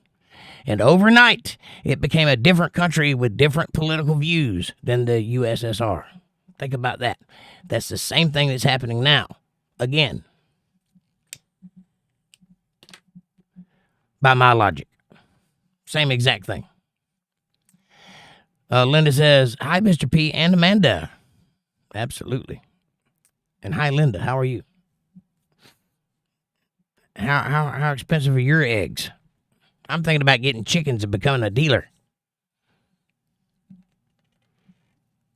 Then I can sell eggs to my neighbors in nondescript packages. Amanda says, I never said you were stupid. Don't put words in my mouth. Right on? Well, what is that about? Why are you angry? Randy says, we all need to get along and appreciate each other's differences. Zelensky can't account for any of the money. I agree with both of those statements. He was asked. He doesn't have an answer. 3-point-something billion vanished. He didn't know where the money went. He's got American tanks, American missiles, American missile launchers, and American troops to train them how to use those things. Mr. P says, chat jumped, hang on. 1 second. Boy, that thing jumped a lot. Hang on. Mr. P says, hello, sorry, Linda. What pissed me off was saying that Ukraine was part of Russia once Putin came to power. I never said that. You said that. What I said was Ukraine has always been part of Russia. And then recently, in the last couple hundred years, they decided to become independent. That's what I said. I never said anything about when Russia was taken over by Putin. That's irrelevant. Putin is just the person who's in charge right now. Somebody else will take that job, just like our president. Doesn't matter who's in charge. I'm talking about the country. There was no personal statement or animosity in that statement. I'm just stating a fact that is true. I'm sorry it pissed you off, but you're getting pissed off at the wrong person. I didn't write any of this. I'm just responding to it, or reacting to it. Because it wasn't. Yes, it was. And Dana says, Jake and Amanda, thumbs up, harsh exclamation point. Thank you, Dana. How are you, sweetie? How are you doing? Are you okay? I did ask that before, but I'm asking it again. Patty says, this is fun, right? Randy says, he declared martial law. Zelensky declared martial law. Right, got it.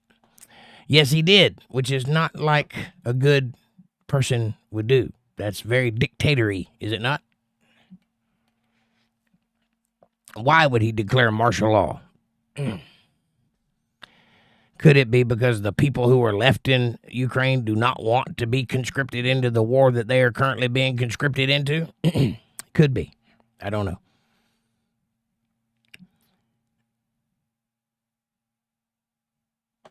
Mr. P says, I think many give Putin far more credit than he deserves. Could you give me an example of why he wouldn't deserve credit? I don't understand what you're arguing against.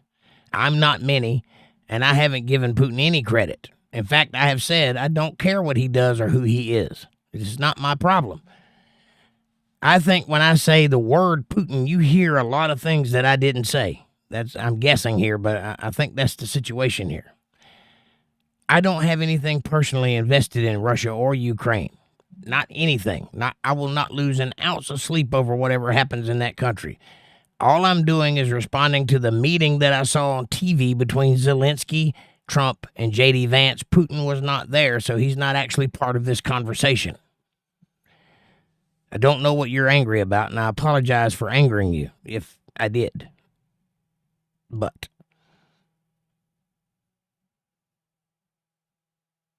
Dana hit me with a $50 super chat. Thank you, Dana. God bless you, sweetheart. That's going to go right to my light bill. Appreciate that.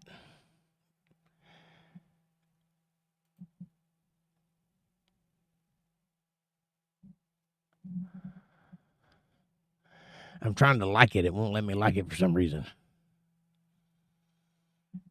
That's such a weird setup. I'll do it down here later when it shows up in chat.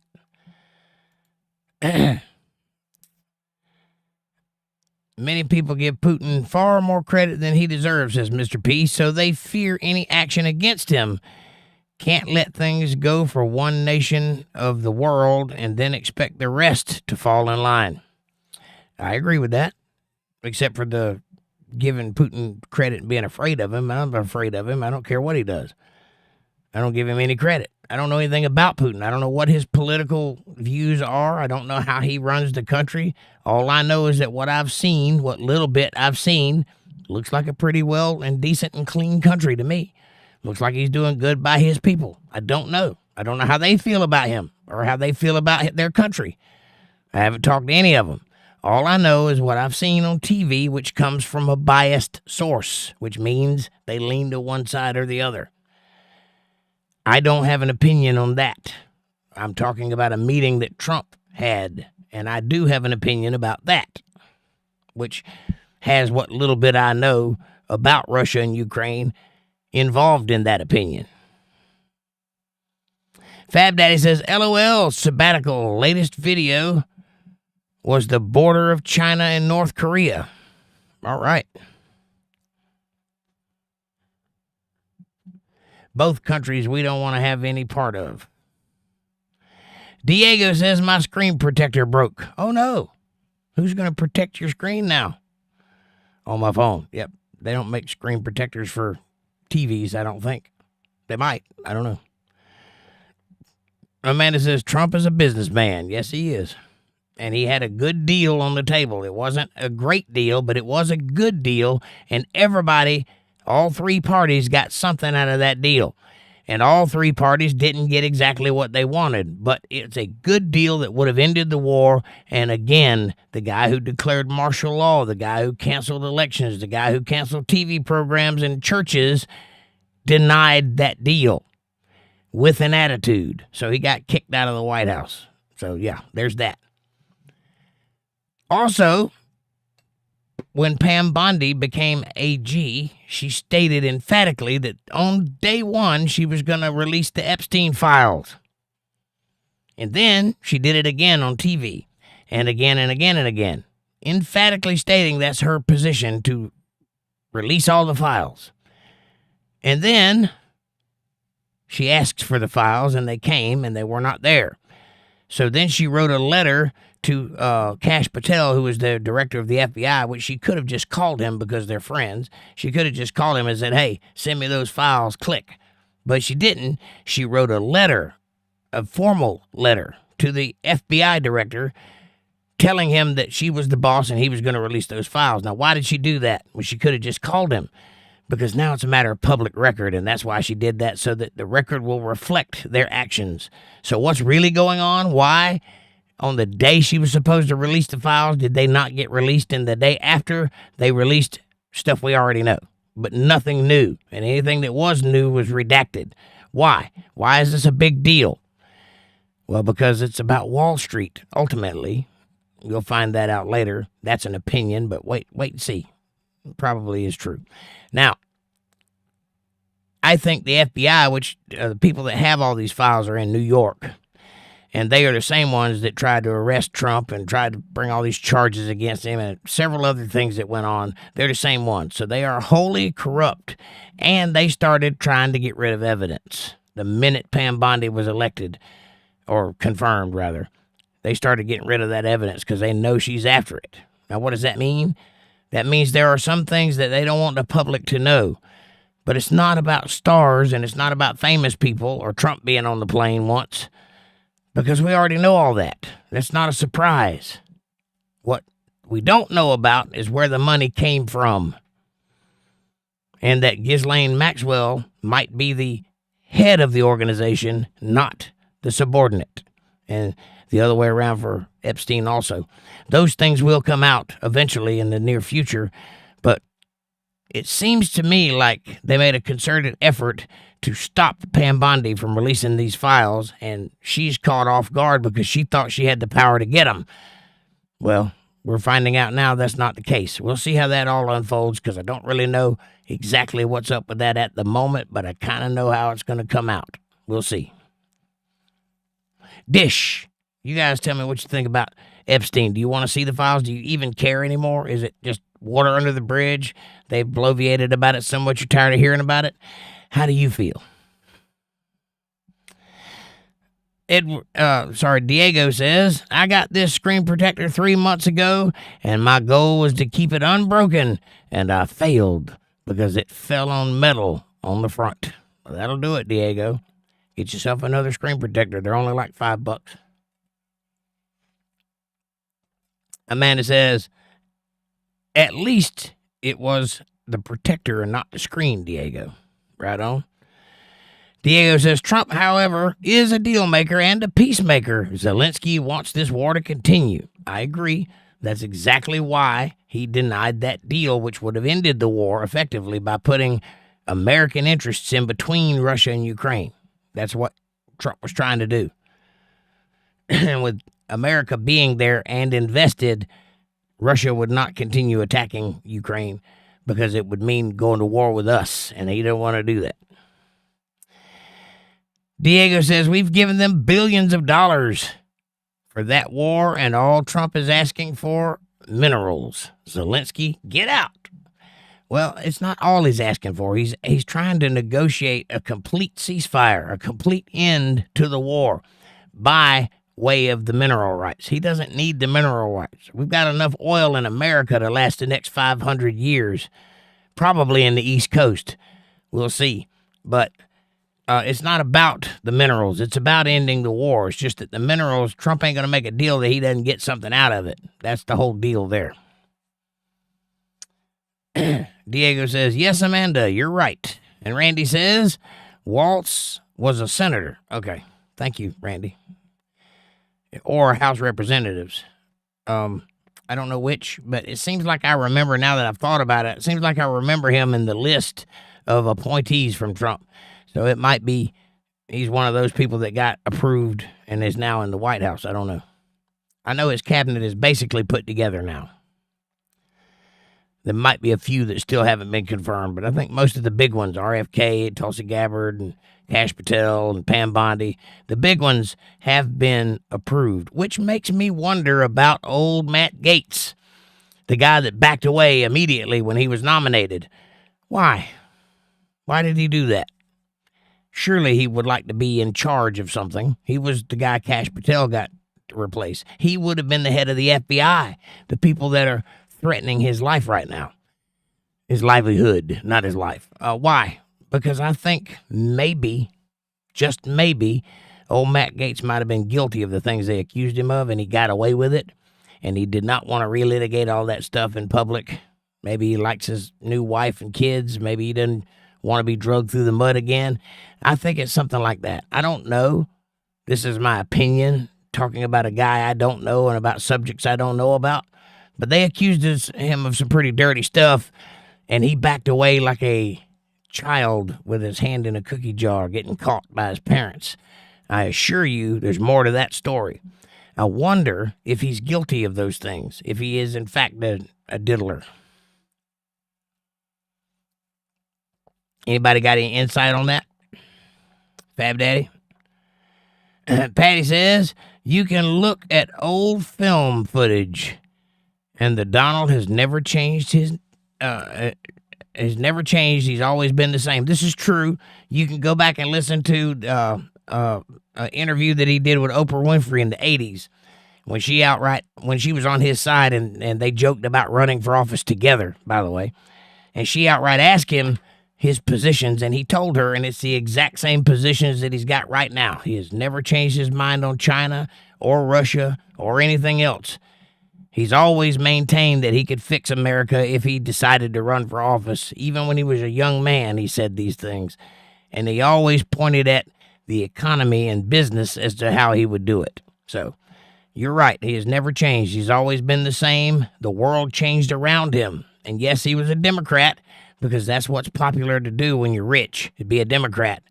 The minute he ran for office, though, he didn't run on the Democrat Party. He opposed them. Why? Because in his heart, he is not a Democrat. By that, I mean far left. He may not be a complete Republican, but he's definitely not a Democrat. He's kind of centrist, kind of in the middle. I think he has a foot on both sides.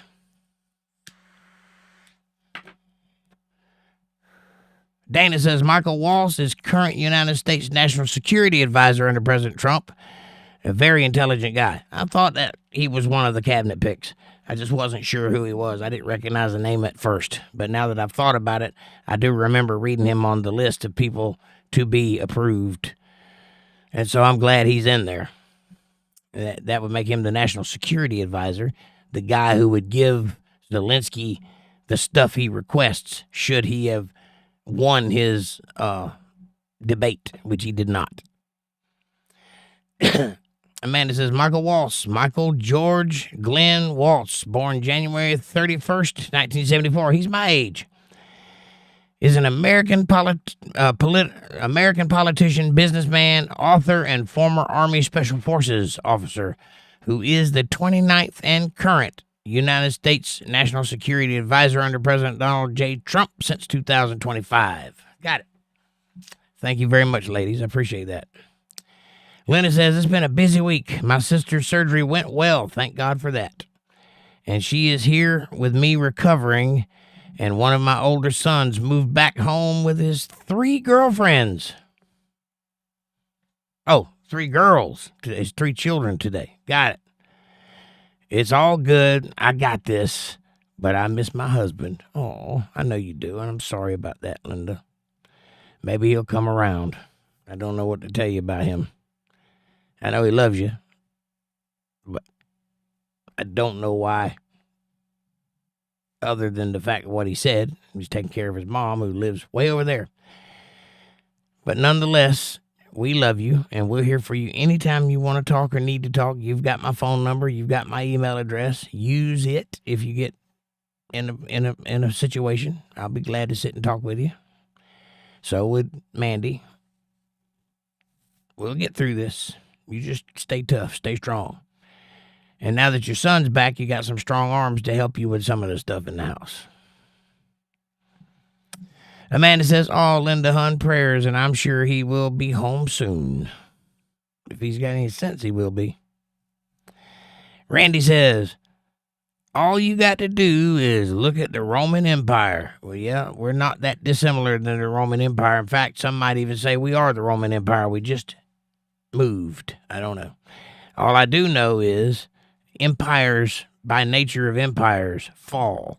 They just do. It's only a matter of time. The very act of building an empire means inevitably it will fall. You kind of set that in motion when you build an empire. Amanda says, China has now surpassed Canadian, European, and Mexican citizens to become the number 1 foreign stakeholders in the U.S. real estate. Right. Which is what I said. When they buy up all the property, all they got to do then is defeat the government, and they already own everything. They currently hold 16% of international market in the U.S. homes. That's 16%. Just draw you a graph of 100% and then color in 16% of it, and that's how much land China owns compared to us in the United States. I'm not comfortable with that. Is anybody else comfortable with that? And these are not residential areas. These are farmlands primarily, places where we get our food from. We are the bread basket.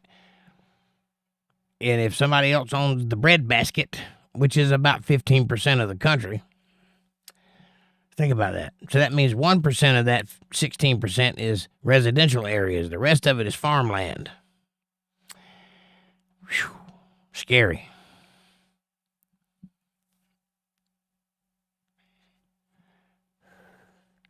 Amanda says, Canadians are in second place with 14% of the market.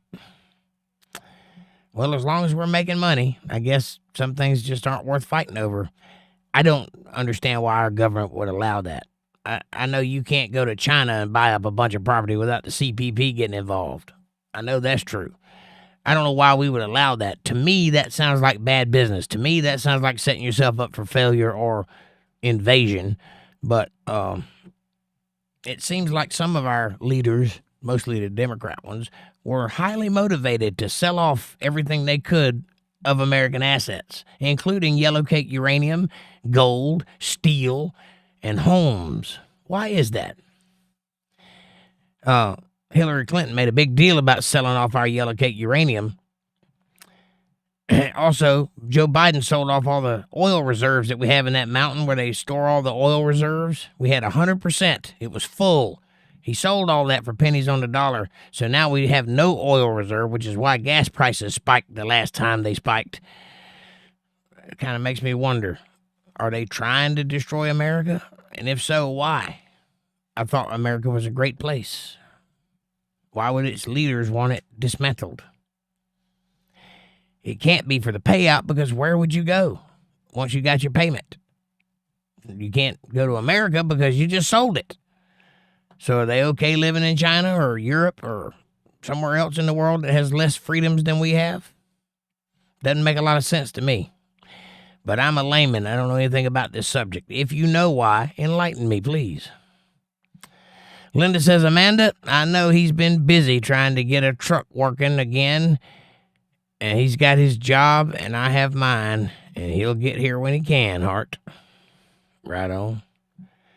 Dana says, more than 21 million Ukrainians fled their own country since 2014 after the bloody coup d'etat in Median Square in Kiev. Now, tell me if this is a good democratic country. It doesn't seem very democratic to me. It sounds to me like they were taken over by a dictator, and the ones that could get out did get out, if they had sense enough to go when they saw this all happening. And the ones that left behind are now conscripted and are liable or subject to be added to their army, who are just getting mowed down left and right. No, it doesn't seem like a good democratic country to me at all. Then again, apparently I don't know what the word democratic means, because what I think it means is not what they practice in the White House or anywhere else in the world. See, I think democracy means everybody gets a vote. That vote is then tallied up according to where they live, and then the Electoral College takes that information and makes an informed vote, which then in turn causes something to happen. That's what I think of as a democracy. That is not the way it goes in most cases. Apparently, to the Democrats, democracy means we have control and you're a bitch. So sit over there and be quiet while we control everything. That's apparently what they think it means. I don't know. But no, I don't think Ukraine is a Democrat-run country, a democracy. I don't think it is. I think it's a dictatorship, or a totalitarian dictatorship, meaning total control, total chaos, total everything. Amanda says, I'm sure, Linda, and I'm sure he misses you too. Well, if he's smart, he does. She's missable. Definitely. Amanda says, hell, we have bad shit going on here in America. Just as bad, if not worse. Yeah, Chicago is kind of rough right about now. Mr. P says, Dana, I'm not really too sure on your source. There could be dozens of reasons for immigration. Now, I wouldn't say that was immigration. That was fleeing a war. I remember when that happened. There were trains packed to the gills of people trying to get out. That was not immigration. And they're not immigrating. They're still Ukrainian or Russian citizens. They just didn't want to be there when everything popped off. And I don't blame them. Miss P says, what I'm saying is Ukraine people sure seem like they'd rather fight than cede to Putin's desires. Well, that's because they don't have a choice in the matter. That's what conscription means. They are put in the army by a dictator who has made that decision for them. They're not in control. It's not a democracy. They are slaves. They are being told where to go and what to do. It's not their choice. They're not fighting Putin because they want to. They're fighting Putin because they have no choice but to, and also because he's attacking them. And when you're being attacked, you either run or you fight. That's kind of the situation they're all in, from what I can tell. I don't know. I'm not there, and I'm not even that educated on Ukraine. So all I can tell you is what I've seen and picked up from different news sources, which I'm sure is not the truth. So there you go. He says, sounds like a country to me. I hope not, because that ain't the way we run. If cackling Kamala got elected, that's the way we would have been run, but I hope not. And Patty says, our media lies a lot. Yes, it does. You can't trust anything they say. You got to look for yourself and put the pieces together to get any kind of information correct. Batshit Crazy says, what's up, people? Hey, Batshit, nice to see you. And John says, all media lies. Yes, they do. They didn't used to, or at least we didn't know they did, but they absolutely lie. And since the beginning of media, since the very first radio was invented, propaganda was the first thing they put on the air, and it always has been, always will be. Even in the subject matter of the movies that come out are all catering to a worldview that they want you to have. They being a salacious, gelatinous, non-formous kind of thing, people, the people in charge, whoever they are. Amanda says, amen, Patty, 100%. And hi, batshit crazy. And Patty says, I can't even watch the news. I don't watch it anymore. I got tired of yelling at the TV. Now I just watch clips or highlights of different interviews and then try to put the pieces together myself. I've been being my own anchor because at least when I lie to me, it makes sense. Amanda says, me too, Patty. Batshit crazy says, eggs nearly $1. Hold on, my chat jumped. Where'd it go? Eggs, nearly $1 an egg. It's crazy. Eggs are more expensive than gasoline per volume. Patty says, I read what other folks are saying. Right on. Me too. Amanda says, I watch trusted people on YouTube to get my facts, right? Like Charlie Kirk and Tim Pool and Joe Rogan and Dave Rubin and Jordan Peterson, those kind of guys. Russell Brand. I even watch clips of the other channels, MSNBC and Fox, and all of those guys are so, whatever their wing is, they're so in that direction that it's just painful. And you can get both sets of information about the same thing and then look down the middle, and somewhere in the middle is where the truth is.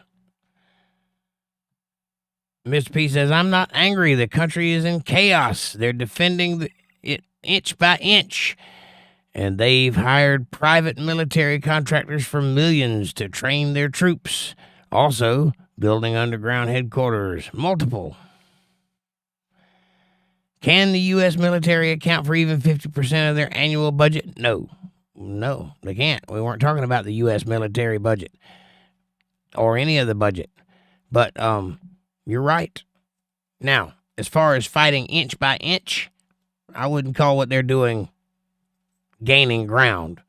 So I don't think they're inching anywhere. They're just buffeting bullets and missiles and throwing people at random fire. They're not actually gaining any ground. Ukraine is not winning that war, despite what the news says. It's not. Go look at the pictures of the place. It is devastated. Russia still looks like Russia. There's a lot of people dead. That's a bad thing. So we need to stop that, however it takes. Or they're going to run out of people. And when they run out of people, then it'll stop by choice. Because they'll have nobody else to throw at the war. I don't know how long that'll take, though. Now, as far as the private military contractors, that would be BlackRock, and that's an American institution. So we have American military on the ground training Ukrainian troops to use the missiles that we gave them and the tanks that we gave them. And as far as underground headquarters, it makes a lot of sense. It's worked for Hamas for quite a long time, although I think they've run out of good luck. Mr. P says, I read that one.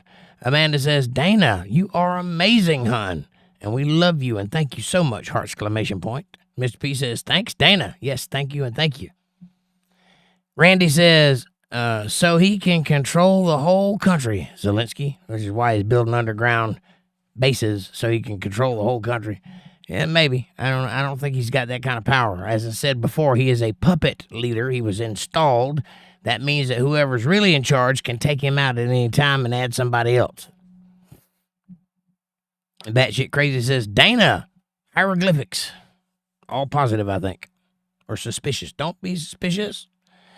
Mr. P says, you didn't anger me, Jake. It's not personal at all, and I'm not taking it that way. I love you, and you know that. Tonight's about politics, LOL. Well, that's fine. If you're leaning into the madness, that's fine. I do that all the time. I just don't want you getting angry at me because I'm not taking a position. I'm just stating what's in front of me for the entertainment of the folks. And I'm hoping to start an argument, but not an angry one.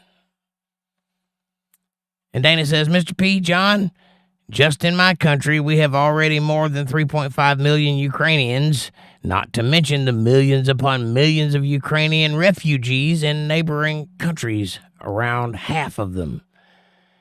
Around half of the 21 million of Ukraine refugees fled to Russia alone, and that's a fact. Yeah, they fled over to the other side. Half of the country fled to the other side. Patty says, message retracted. And I think you are right about Epstein, says Patty. I think so, too. I think ultimately it's going to come down that Epstein wasn't the guy in charge, that Ghislaine and her father were, and he was a mark. And I also think that the money is going to lead to Wall Street. And I think that's the big secret they're trying to keep. They don't want to expose that where the money comes from is actually the bad people doing the bad stuff on that island, which was always part of a government operation. I think that's what they're trying to hide. I might be wrong about that, but that's my opinion on it. What do you guys think? What do you think? We think we're ever going to get any actual information about Epstein or the shooter in Las Vegas or the 2 Cybertrucks that blew up or any of the number of things that have occurred that we have no explanation for? The assassination of Donald Trump or attempted assassination of Donald Trump. Why did a 21-year-old kid have 5 cell phones, one that is still pinging to this day from a schoolhouse? And moments after he died, his body was incinerated and the place where he died was scrubbed by the FBI. And then we finally get to his house and it has been professionally wiped by a cleaning crew. No silverware, no hard drives, no DNA, no hair follicles, completely cleaned. And his parents and sister are still in hiding to this day, still not talking to the media. Why? No manifesto, no motive, no anything other than a few training videos that were captured by people where he went to a gun range out of town and trained how to shoot, which happens to be the same gun range that the CIA uses. Same one. The person who frequents that gun range works at a place where Crooks's phone pinged in Washington like a week before the assassination attempt. So they were in contact or in the same place at the same time in more than one location, which is weird. So why is this all happening? Why did the Secret Service spit out a bunch of excuses that were so stupid a 3-year-old could see through them? We can't put them up there. It's a sloped roof. Well, where you put him is a sloped roof, but it has a deeper slope than that roof. So why not? Well, there were 2 FBI agents or officers stationed in that building who happened to not be there at the moment that the guy climbed up on the roof and started taking shots at the president, which was 150 yards away, which anybody could shoot with half a brain and one eye. The kid had a drone flying over the event hours before, but the Secret Service did not have drones or drone defending technology. The water tower, which was the high point in the whole area, was left unmanned. Nobody was even over there, and they could have seen everything happening.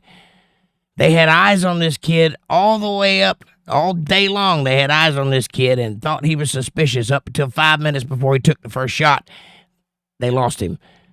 But he was in plain view of the Secret Service that were on other rooftops. They could see him, had eyes on him, right up until he pulled the trigger. None of that makes any sense. The whole narrative is nonsense. 9/11 happened within a day. We had passports and motives and where they went to school at and where they slept and what they ate for dinner and who their families were in other countries. And we knew everything in a day, maybe 2 days. We don't know anything about this kid except that he was weird. No social media, 5 phones, can't get into any of them for some reason. Foreign apps on his phones that we cannot access. Blockchain technology. Where did he get that? What kind of 21-year-old thinks like that? 3 overseas bank accounts for a 21-year-old kid overseas. Strange. Were the parents involved? Did they know? Well, they've never talked to the news, so probably. Amanda says, also, the first Trump assassination attempt shooter had an assistant, probably CIA, Secret Service, or FBI. The things that make you go, Well, they think he had an accomplice because they can't understand how he managed to get on that building without anybody stopping him or seeing him. So the most logical situation is somebody helped him do that. Or it's an inside job and they knew he was there and they allowed it to happen. They don't want to say that, though, so he had to have an assistant or 2 or 3. And they were probably real spies, the kind with twirly mustaches. Mr. P says, when I saw what Russia troops did in villages, there's no siding with that. Just my opinion. You're all entitled to yours. Well, I haven't seen what Russia did with troops to villages. I also don't know which villages you're referring to. And I also don't know which troops you're referring to. None of that has anything to do with what I'm talking about, which was a meeting that took place between Zelensky and Trump. And Zelensky made a fool of himself and his country and his standing. And now Golden Graham, Lindsey Graham, has come out and said that we might not be able to do business with that guy ever again. He was one of the biggest proponents of the Ukrainian war in the beginning. So for him to change his mind, he is a war hawk. And for him to change his mind, something big happened there behind the scenes. That's what I was getting at. As far as what Russia's troops do, I have no idea. But I agree with you. There's no getting behind any of that because I don't agree with us going to war with Russia. I think it's stupid. Why would we do that? They are perfectly happy to not be our enemy, and we're perfectly happy to exist without them being our enemy. Why not just leave it that way? Why start a war we don't have to fight? They're not trying to take over America. We're not trying to take over Russia. Let's not get in a war and kill more of our children, regardless of what country you're in. Because at the end of the day, children are somebody's children. Doesn't matter what nationality they are. We don't want them to die. Amanda says, it's not about oil. It's about the stuff for batteries and other things. Well, there are places to get cobalt and things like that, which is why we wanted the mineral rights. Because if I'm not mistaken, Ukraine is very rich in cobalt and some other stuff. Patty says it's all shady. Yeah, it is. Mr. P says, Dana, you're going to take your position and I'll take mine, and I respect yours, and I know that the first country to cross into the other was Russia. Well, that's if you believe Ukraine is its own country. That would be a narrative, not the fact that Ukraine has always been part of that country. It's all the same landmass. And historically speaking, it was part of that country. Now, if one of the things that that Putin said was that he wanted to restore Russia to its original state, that would include Lithuania and all these other little neighboring dividers that have become their own thing, including Ukraine. Rachel Floyd says, bye, I won't be back for a while. Too much going on in this pathetic-ass life, and I'm going to lose my shit. See y'all whenever. Well, Rachel, why didn't you talk to us about any of that, honey? We're right here. I'm sorry you're going through trouble, but reach out. Use that email address. Let us know what's going on. Maybe we can help. And we love you, and you come on back whenever you want to.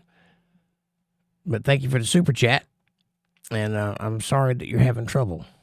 And if you need help, reach out. We'll be glad to be there for you. Amanda says it's about titanium sponge, whatever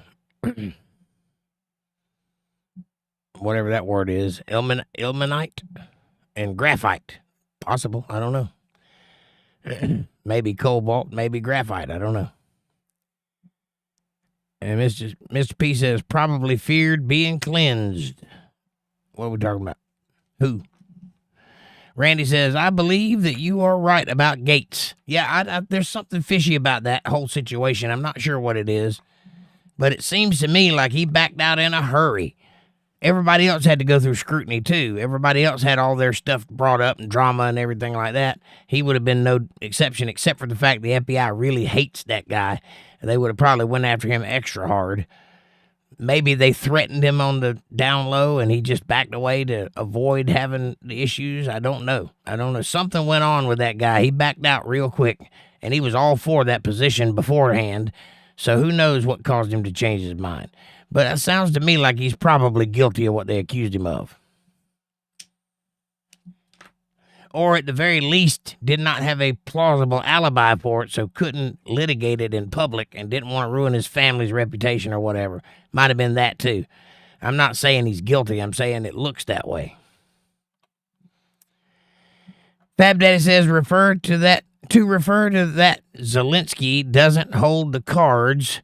War is not a game. If Zelensky would have kissed the Donald's ass and presented him the greatest medal of honor granted by Ukraine, I think JD would have had a brother, or would have a brother. That definitely was an option. He definitely could have came in with a different attitude. He definitely could have been positive towards the Donald, but he wasn't. He came in with an attitude, and he was disrespectful, and he got his ass thrown out. And he got chewed out by the president and by J.D. Vance. I'm not sure that's what he intended. Rachel Floyd hit me with another $4.99 and said, thanks for everything, too, and thanks for everything, too, and thanks for everything. I will reach out soon. I'm just really about to snap, and I can't deal with anything right now. I understand, honey. Take a deep breath, read some of your Bible, eat some food, drink something warm, just relax. Don't worry about all this. We're just bickering. None of this is even important. Worry about your health and your well-being, and worry about staying sane and staying in control and staying strong. And if you need somebody, please do reach out. We're here for you, honey. I understand you're going through a lot, but you got friends. You're not alone. Go get you some rest, and we love you. And Dana says, and they all speak Russian in my country, not Ukrainians, which is nothing but Russian dialect called Zurich. I think that's how you say that. There is no such thing as Ukrainian language. It is Zurich dialect. Right on. Dana says, spoken only by a minority close to Polish and Hungarian borders. Seems like I remember hearing something about that there was a certain group of people near Hungary and Poland that were citizens of a different thing, but they lived in Ukraine. I'm not exactly sure. I can't really remember how that all went, but it seemed like there was a group. There's more than one group of people in Ukraine. There's people that are claim to be Ukrainian. There's people that claim to be Russian citizens. There's people that claim to be Lithuanian and Polish. But they all kind of live in that little area. Seems like I remember something like that, but I don't disagree with that. Mr. P says, Dana, many people in the U.S. speak other languages as their first language. It doesn't make them any less a citizen doesn't make them any less of a citizen if, in fact, these were citizens. Well, you can't really compare it to Americans because in America, we have a sovereign nation. And we are citizens of that sovereign nation. If we were born here or if we migrated here legally, we are citizens of this country, which is a republic. The Ukraine is not a republic. We are a democratically operated republic. Say the Pledge Allegiance to the flag to yourself and pay attention to what you're saying. It's all in there. Everything that this country stands for, under God, it's all in there. Russia or Ukraine does not have that. They are not free sovereign countries. If they want to claim to be, that's fine, but that's not what they are. From Ukraine's perspective, they claim to be a sovereign nation unto themselves, but their land is in Russia, and Russia's perspective is like, that's part of us. So you can carve out your little thing if you want to, but if you go playing with the neighbor's kid, we're going to spank you. And that's exactly what they did. They went and played with the neighbor's kid, got involved with some family drama that they didn't want to be part of, and Russia spanked them.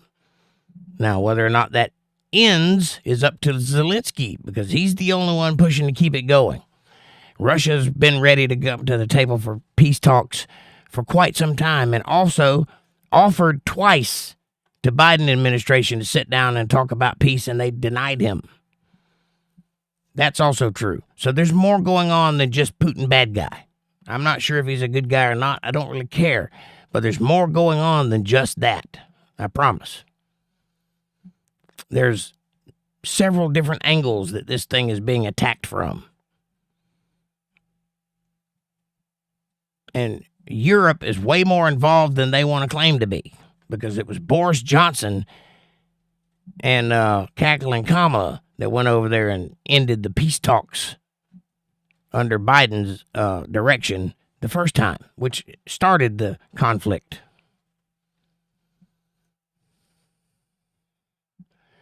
Randy says, I may have to have knee surgery. I go to the doctor on Tuesday.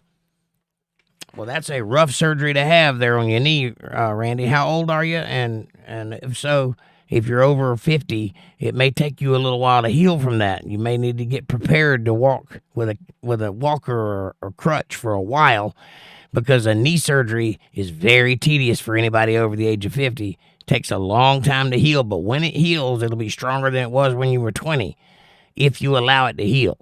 But if you get stubborn and walk on it anyway, it may heal wrong, and if so, you'll be in pain the rest of your life because of it. Knee surgeries are no joke. Incidentally, what are you getting surgery on? The ACL, the kneecap? What's happening there? You need a knee replacement?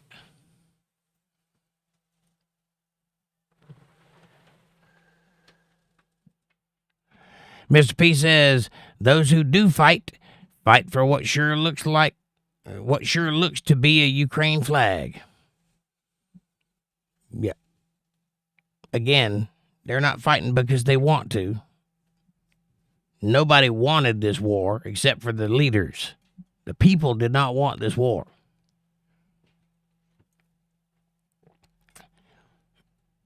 Amanda says, oh no, Randy, prayers that it all works out for you. And Patty says, that should not have been allowed.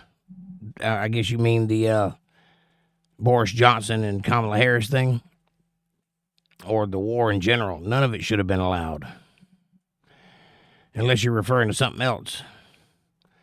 Amanda says, according to the 2021 report by the Department of Agriculture, China owns 384,000 acres of American agricultural land. Ownership, which jumped by 30% from 2019 to 2020.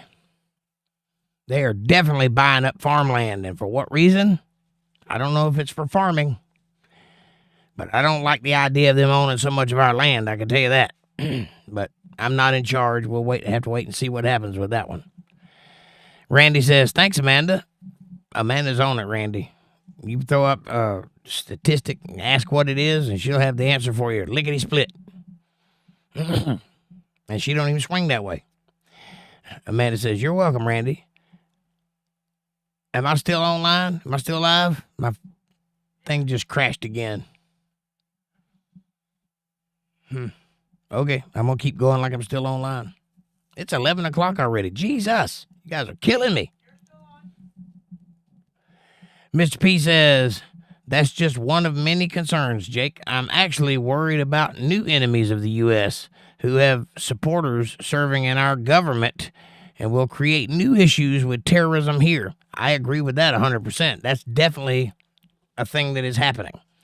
Why is it happening? Because of the Biden administration allowed all those things to occur that would allow them to come in and be part of our government. They should not be allowed to be part of our government. And it should be easy to vet them and find out who they are. Yet we're so busy hiring by diversity that we didn't stop to think about some might be taking advantage of that situation, might be coming in unawares. And you are right. There are things happening in America with new issues that we don't even know about today. It's very possible that in the next 5 years, we're going to see terrorism from places we didn't even know were our enemies, like Haiti. We'll just have to wait and see, though. That's not something we can foresee. We probably could have prevented it if we were in charge, but we weren't. So I don't know how that's all going to work out.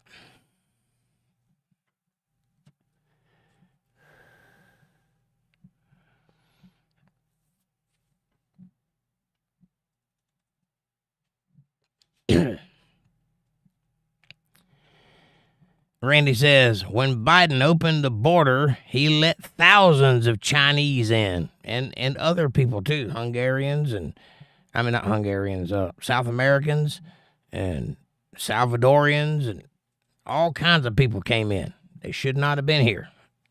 There was one guy that was on the news and he said, you don't know who I am? The news lady said, no. He said, you're going to find out real soon who I am. You'll remember my face. That was terrifying. That guy probably will be the next terrorism attack. I don't know. But he was allowed in, no questions asked. I'm actually glad that they're doing what they're doing with the border now. Mr. P says, I'd love to actually speak with some of those people who fled and get their opinion on the Ukraine war. Me too. I'm sure it would be better than the secondhand information. All of this would be better if we actually knew what we were talking about, but the only source we have is the news, and they're lying to us.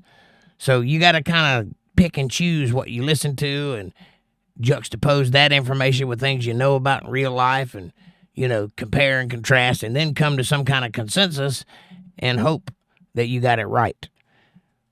It would be much better if we could interview those people. But since they don't live in a free country, we can't just go interview them, right? Because they'll get attacked if they show their faces.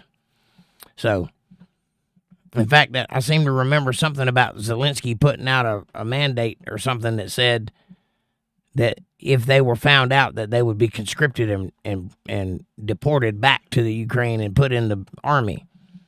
Seems like I remember that, but I might have that confused with something else. But it seems like that's going on.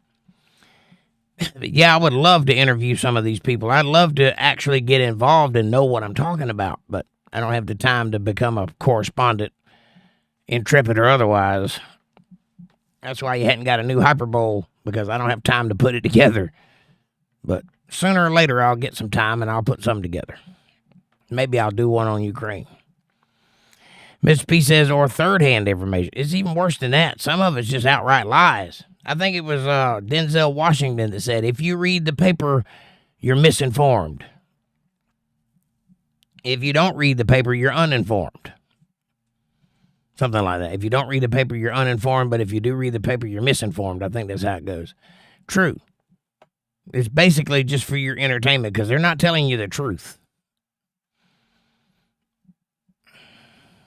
Patty says, don't trust Rogan. Rogan seems like paid opposition. I know he seems that way. From what I gather from listening to him, he's not paid opposition, but he is on that side. He is a lefty who is converting. He's like taking the red pill. I've watched Rogan over the past 5 years go from completely atheist to accepting something on the order of Christianity, but he's not all the way there yet. And I don't trust him, not because I don't think he's earnest, but because I don't think he's informed enough to tell the truth. I think he thinks the world works a certain way, and he doesn't. It doesn't. And I think he is slowly but surely learning that, and he did not start learning that until he had children and had to start worrying about their future. That's when he started looking into things, and that's when things started changing for Rogan. You're right, you shouldn't trust everything he says, but I don't think it's because he's dishonest or paid opposition. I think he just doesn't know better, and he's learning, And I think in 10 years, he'll be on the right track. But he's not there yet. And all that being said, he might very well be paid opposition. I know they do that, but I don't think he's one of them.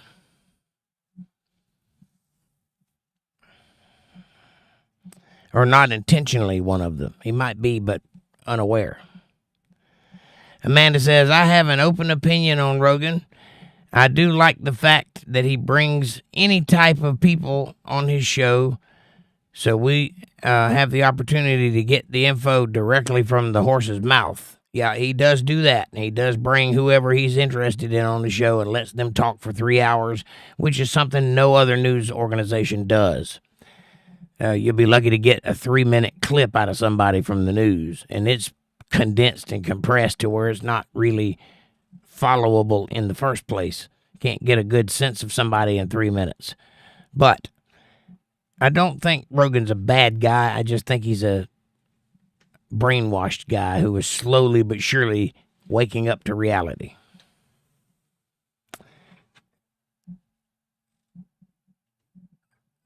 Yeah, that's true. He only invited Trump and Vance when it was clear they were winning. Yes, that is true. But if you'll go back and listen to his statements, he didn't want to do that at all. He did that because everybody was pressuring him, asking him, why won't you have Trump on? Why won't you have Trump on? So he eventually did it. But if you go back and listen, he didn't want to endorse Trump. He didn't want to lend any help to that guy at all. He even said those words, I don't want to help the guy win. That's why he didn't bring him on the show prior to that. But when it was clear that it was down to the draw, and he wasn't clear they were winners because we still thought that the Democrats were cheating well enough that they'd be over the top. He also invited Kamala Harris on, and she turned him down, which turned out to be an ultimate mistake on her behalf. Had she done that show, she might have won. But she didn't, because they had a week to go when they were on the show. But you are right. He waited to the very last minute to let Trump and Vance come on. But he did let them come on, and he did not dictate how they had a conversation. He let Trump talk about whatever he wanted to talk about within reason. That being said, today, a few months later, or a couple months later, it's only been a month. It seems like it's been a year. A month later, you go listen to Joe Rogan talk, and he sounds like a Trump supporter. He sounds like the next time he'll vote for somebody like Trump because he's seen what Trump has done since he's been elected, and he didn't expect that. He thought Trump was the bad guy because that's what everybody told him his whole life, that Republicans are the bad guys, until he started noticing.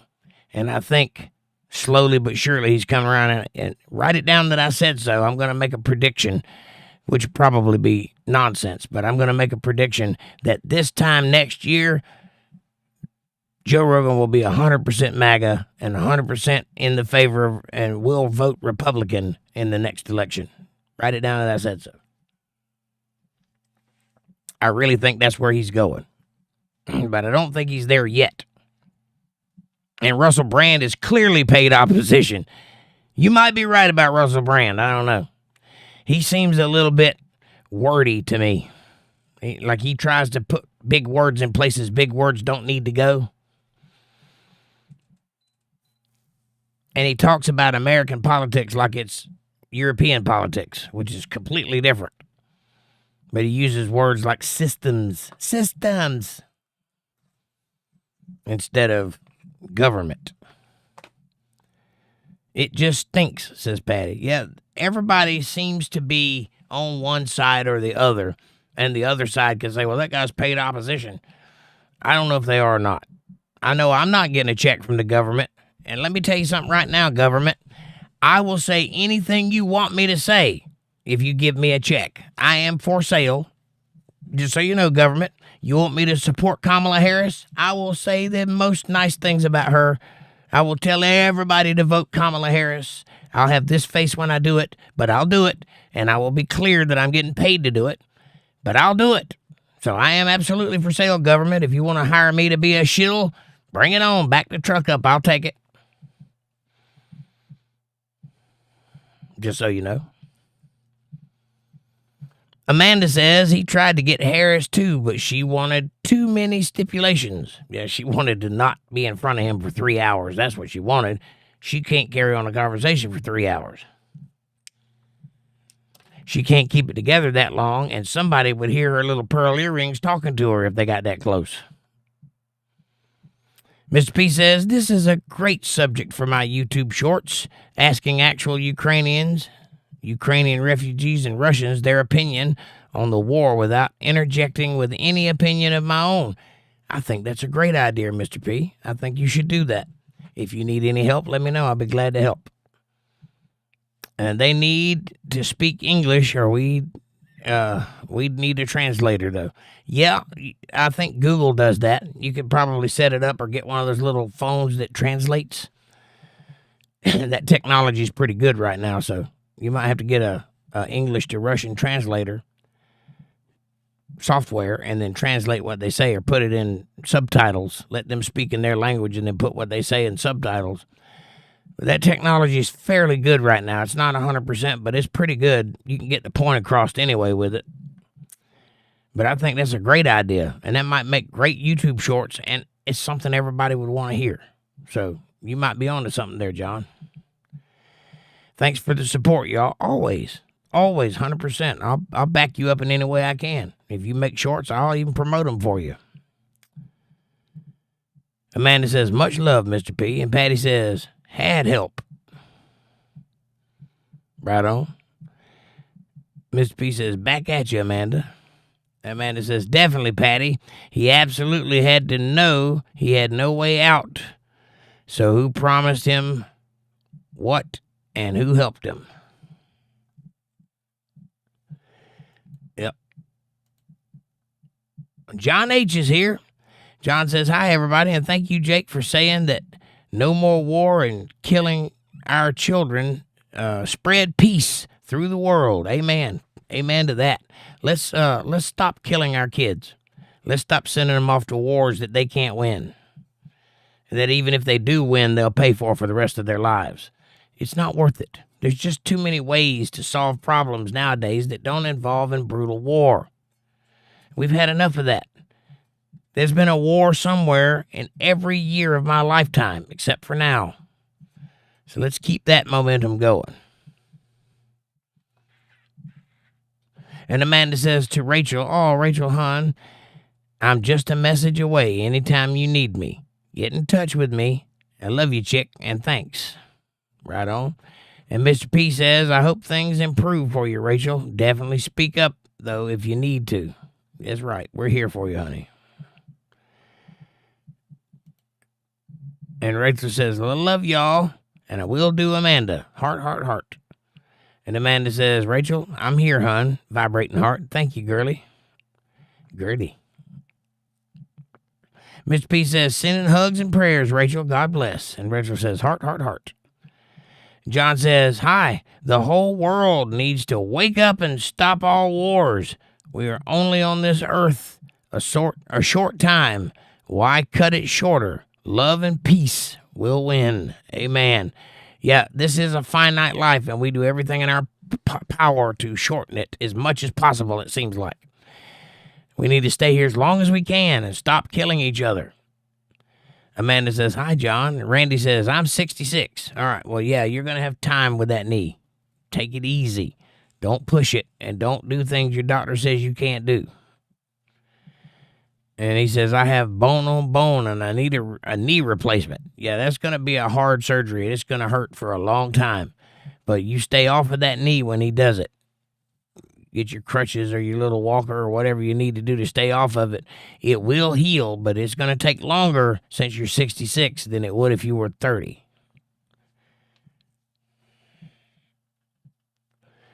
And I hope that you get through that with relative ease. But after about a year, you'll be good as a 20-year-old on that knee anyway. Mr. P says, oof, aches and pains. I hope it works better, though, Randy. Yeah, if they get that bone fixed where it ain't bone on bone, get the right cartilage and stuff in the right places, that'll be a world of difference. Mr. P says, Amanda, shit, you can't drive a mile without finding an Arabic, Chinese, or Indian-owned gas station, but buy houses by the block? Believe it. They buy houses by the block. Yes, I know they do. I don't like it.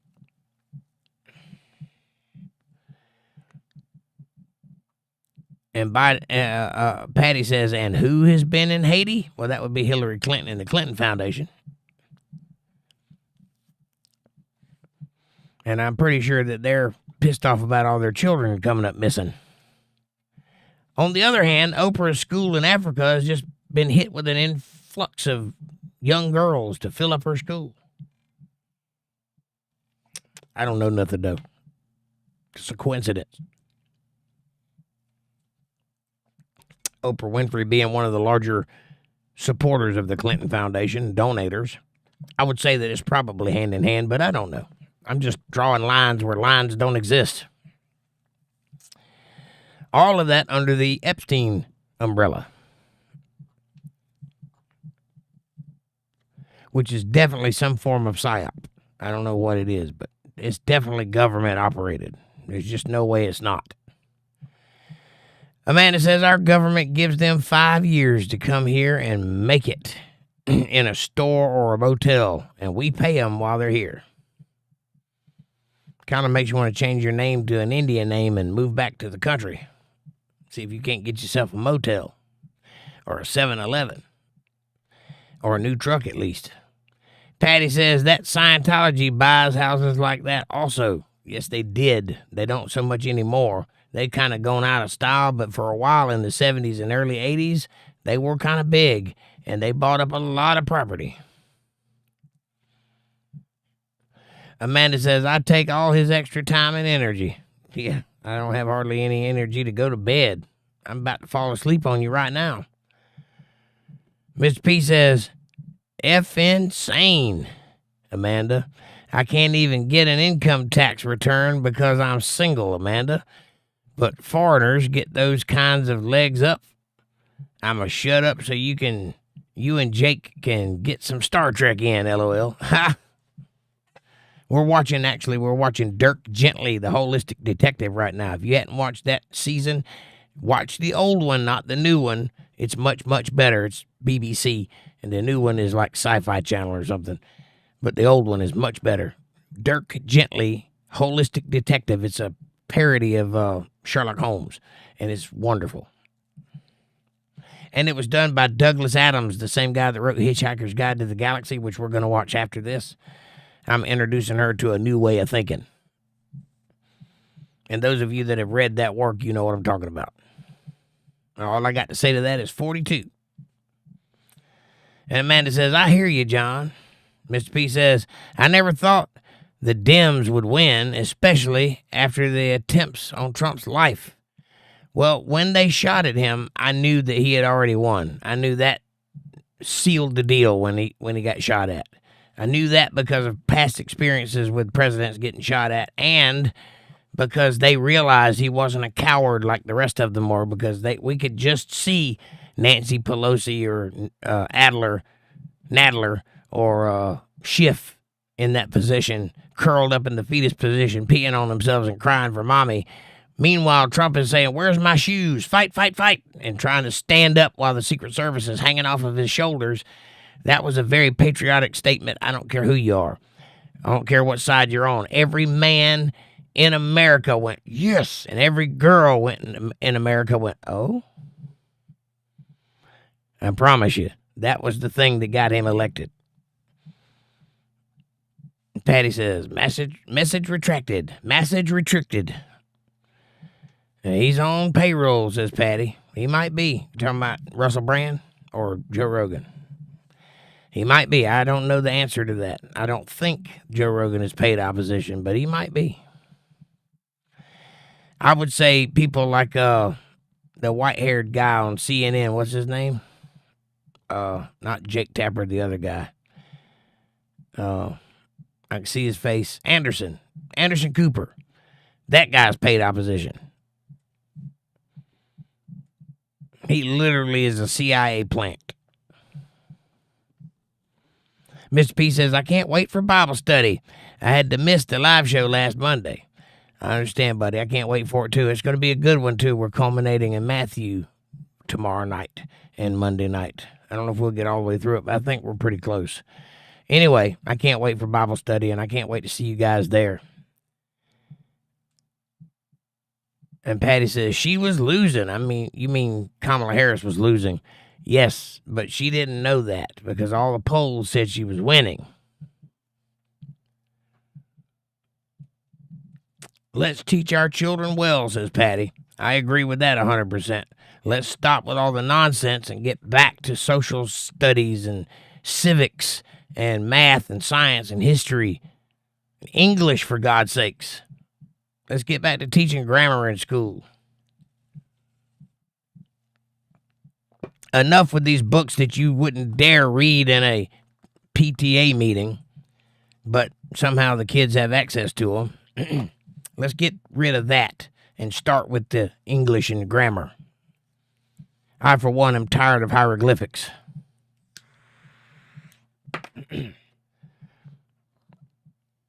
John H. says, if Britain goes to war, I will leave Britain with my children to keep them safe. No war for me. I agree, John, and I think you should too.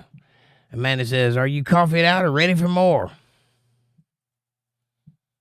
I might could drink another cup. Mr. P says, what's it on, Amanda? Dirk Gently? I've heard it. Yeah, we're on Dirk Gently right now. And I think you all would enjoy that show if you hadn't watched it. Please do go check it out.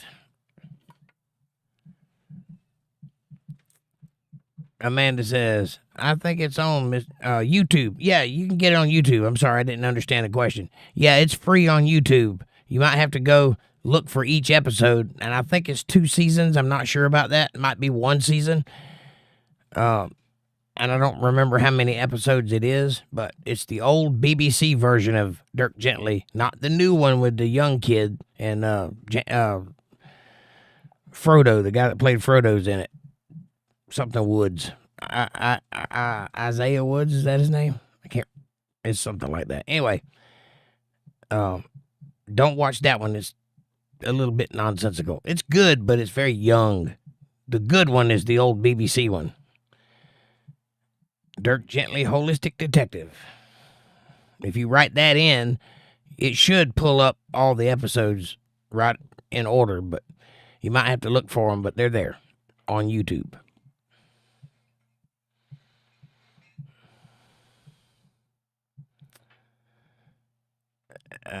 Patty says, that was a good book, Hitchhiker's Guide to the Galaxy. Yes, it was. It's a pretty good movie, too, but the book is better. It's more inclusive. It adds more stuff to the story than the movie does. The movie has to Hollywood it up a little bit and added a couple characters that aren't in the book. But they did get the overall gist of it. It sounds very much like the writer. But if you hadn't read Hitchhiker's Guide to the Galaxy, I strongly recommend you go check it out. It is informative and funny and very British. John knows what I'm talking about, John H. Mr. P says, okay, shit. I just got my premium back for YouTube, LOL. I'll check it out. I think you'll enjoy it, Mr. P. Thank you. I think you'll enjoy it.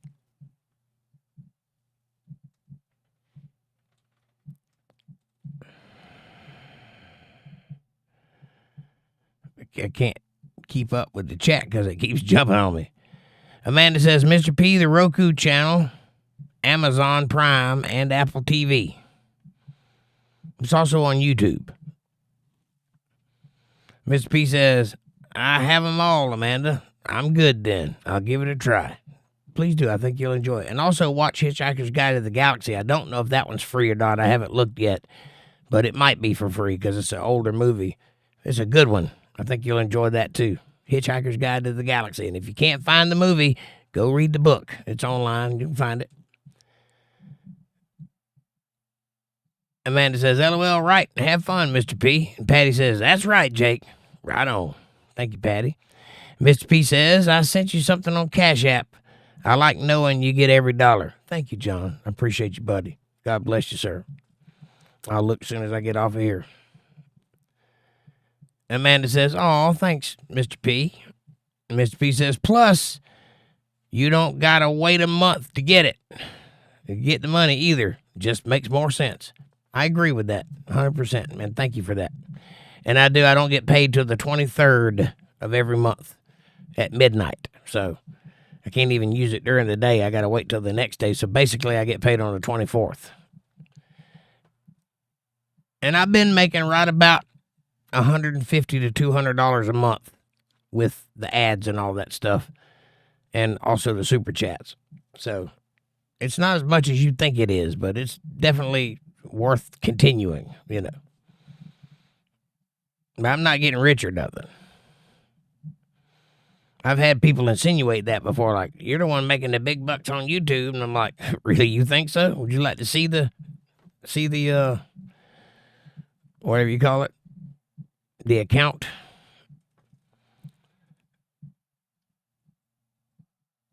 And Amanda says, right, Mr. P? And Mr. P says, I've seen Hitchhiker's Guide. Okay, well, it's a good movie, isn't it? Dirk Gently was written by the same guy, Douglas Adams. And it's got that same kind of humor. It's a little bit silly. It's a little bit out there, but it's also got a through line that makes perfect sense. I think you'll enjoy it. I like anything detective story. I like detectives, and I especially like it if it's based on Sherlock Holmes or a parody of Sherlock Holmes, which this is. John H. says, gonna wish you all a good night. Please stay safe, love one another, and tell someone you love them each day. Amen. Thank you, John. Good night, and I'll see you tomorrow night for Bible study. 8 p.m. right here, Eastern Standard Time on Untethered Live. Gonna be wonderful. Amanda says, good night, John. See you tomorrow night for Bible study. Patty says, thank you all for the company tonight, and hopefully I will be back here tomorrow for Bible study. Well, I hope so too, Patty, and God bless you and thank you, and I'm getting ready to go to bed myself. Mr. P says, good night, all. I didn't mean to hijack the opposition. You didn't. You did exactly what you were supposed to do. Push back on me. That's the whole point of this show tonight, is to argue about politics and do it in a loving way that we can, all walk away from. But you didn't do anything wrong. You are as entitled to your opinion as I am mine, and it gave good content for everybody else to consider and to think about the situation and to add their 2 cents when necessary. That's exactly what we're here to do, provide discourse, and you did that. So be proud of yourself, buddy. I'm proud of you. Amanda says, good night, Patty and Mr. P. And Mr. P says, much love. And Amanda says, statement. Yes, statement is the word I was looking for. Would you like to see the statement? And Amanda says, good. All good, Mr. P. That's right. And Dana, we're praying for you, hon. Tell your grandfather we love him, and I hope that you guys have a good night's rest and enjoy your peace and quiet, and we'll see you tomorrow. And Amanda says, good night, Mr. P. And Patty. And Dana says, heart. And Amanda says, good night, all. See you tomorrow night at 8 p.m. Eastern Standard Time right here on Untethered Live for some Bible study. And Mr. P says, see you all there. Patty says, I love you guys. We love you too, Patty, in prayers.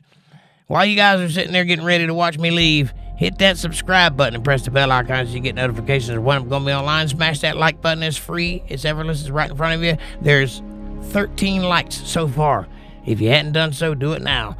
Share this video with somebody you love. Better yet, share it with somebody you don't love. Bring them into the family. Make them part of the fold. Be part of their solutions, not part of their problems. Leave a comment down below. Let me know what you're thinking about. Question me, curse me, bless me, challenge me, confront me, conform me, drink me cooler. Make your own Kool-Aid. As long as you think you're critical, that's what I want.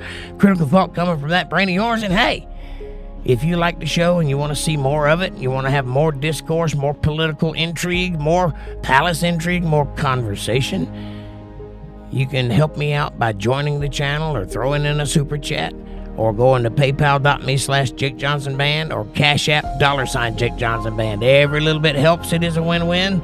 It is a blessing to me for sure, but it's a blessing to you too, because God, He notices these things. And I'll always do everything in my power to answer all your questions and comments and be here for you if you need me. Appreciate you watching. Now, Amanda says, Dana, prayers and hearts. Lots of hearts. And Dana says, heart, heart, heart. All right, that's the bottom of the chat. I'm going to bed. Thank you all for a great conversation on Politi-tics tonight. I enjoyed it very much, and I hope you did too. Come back to me next Saturday with more, and let's have good conversation and good dialogue about the world at large and share our opinions with one another, because the answer to bad speech is always more speech. You get the word out and people have the informed content to make up their own minds about what they believe is true. That's how it works. If you suppress that, if you shut it down, nobody learns anything and everybody is a useful idiot. Until next time, my friends, stay safe, have a great night, be nice to somebody. I love you, true. Thanks for watching.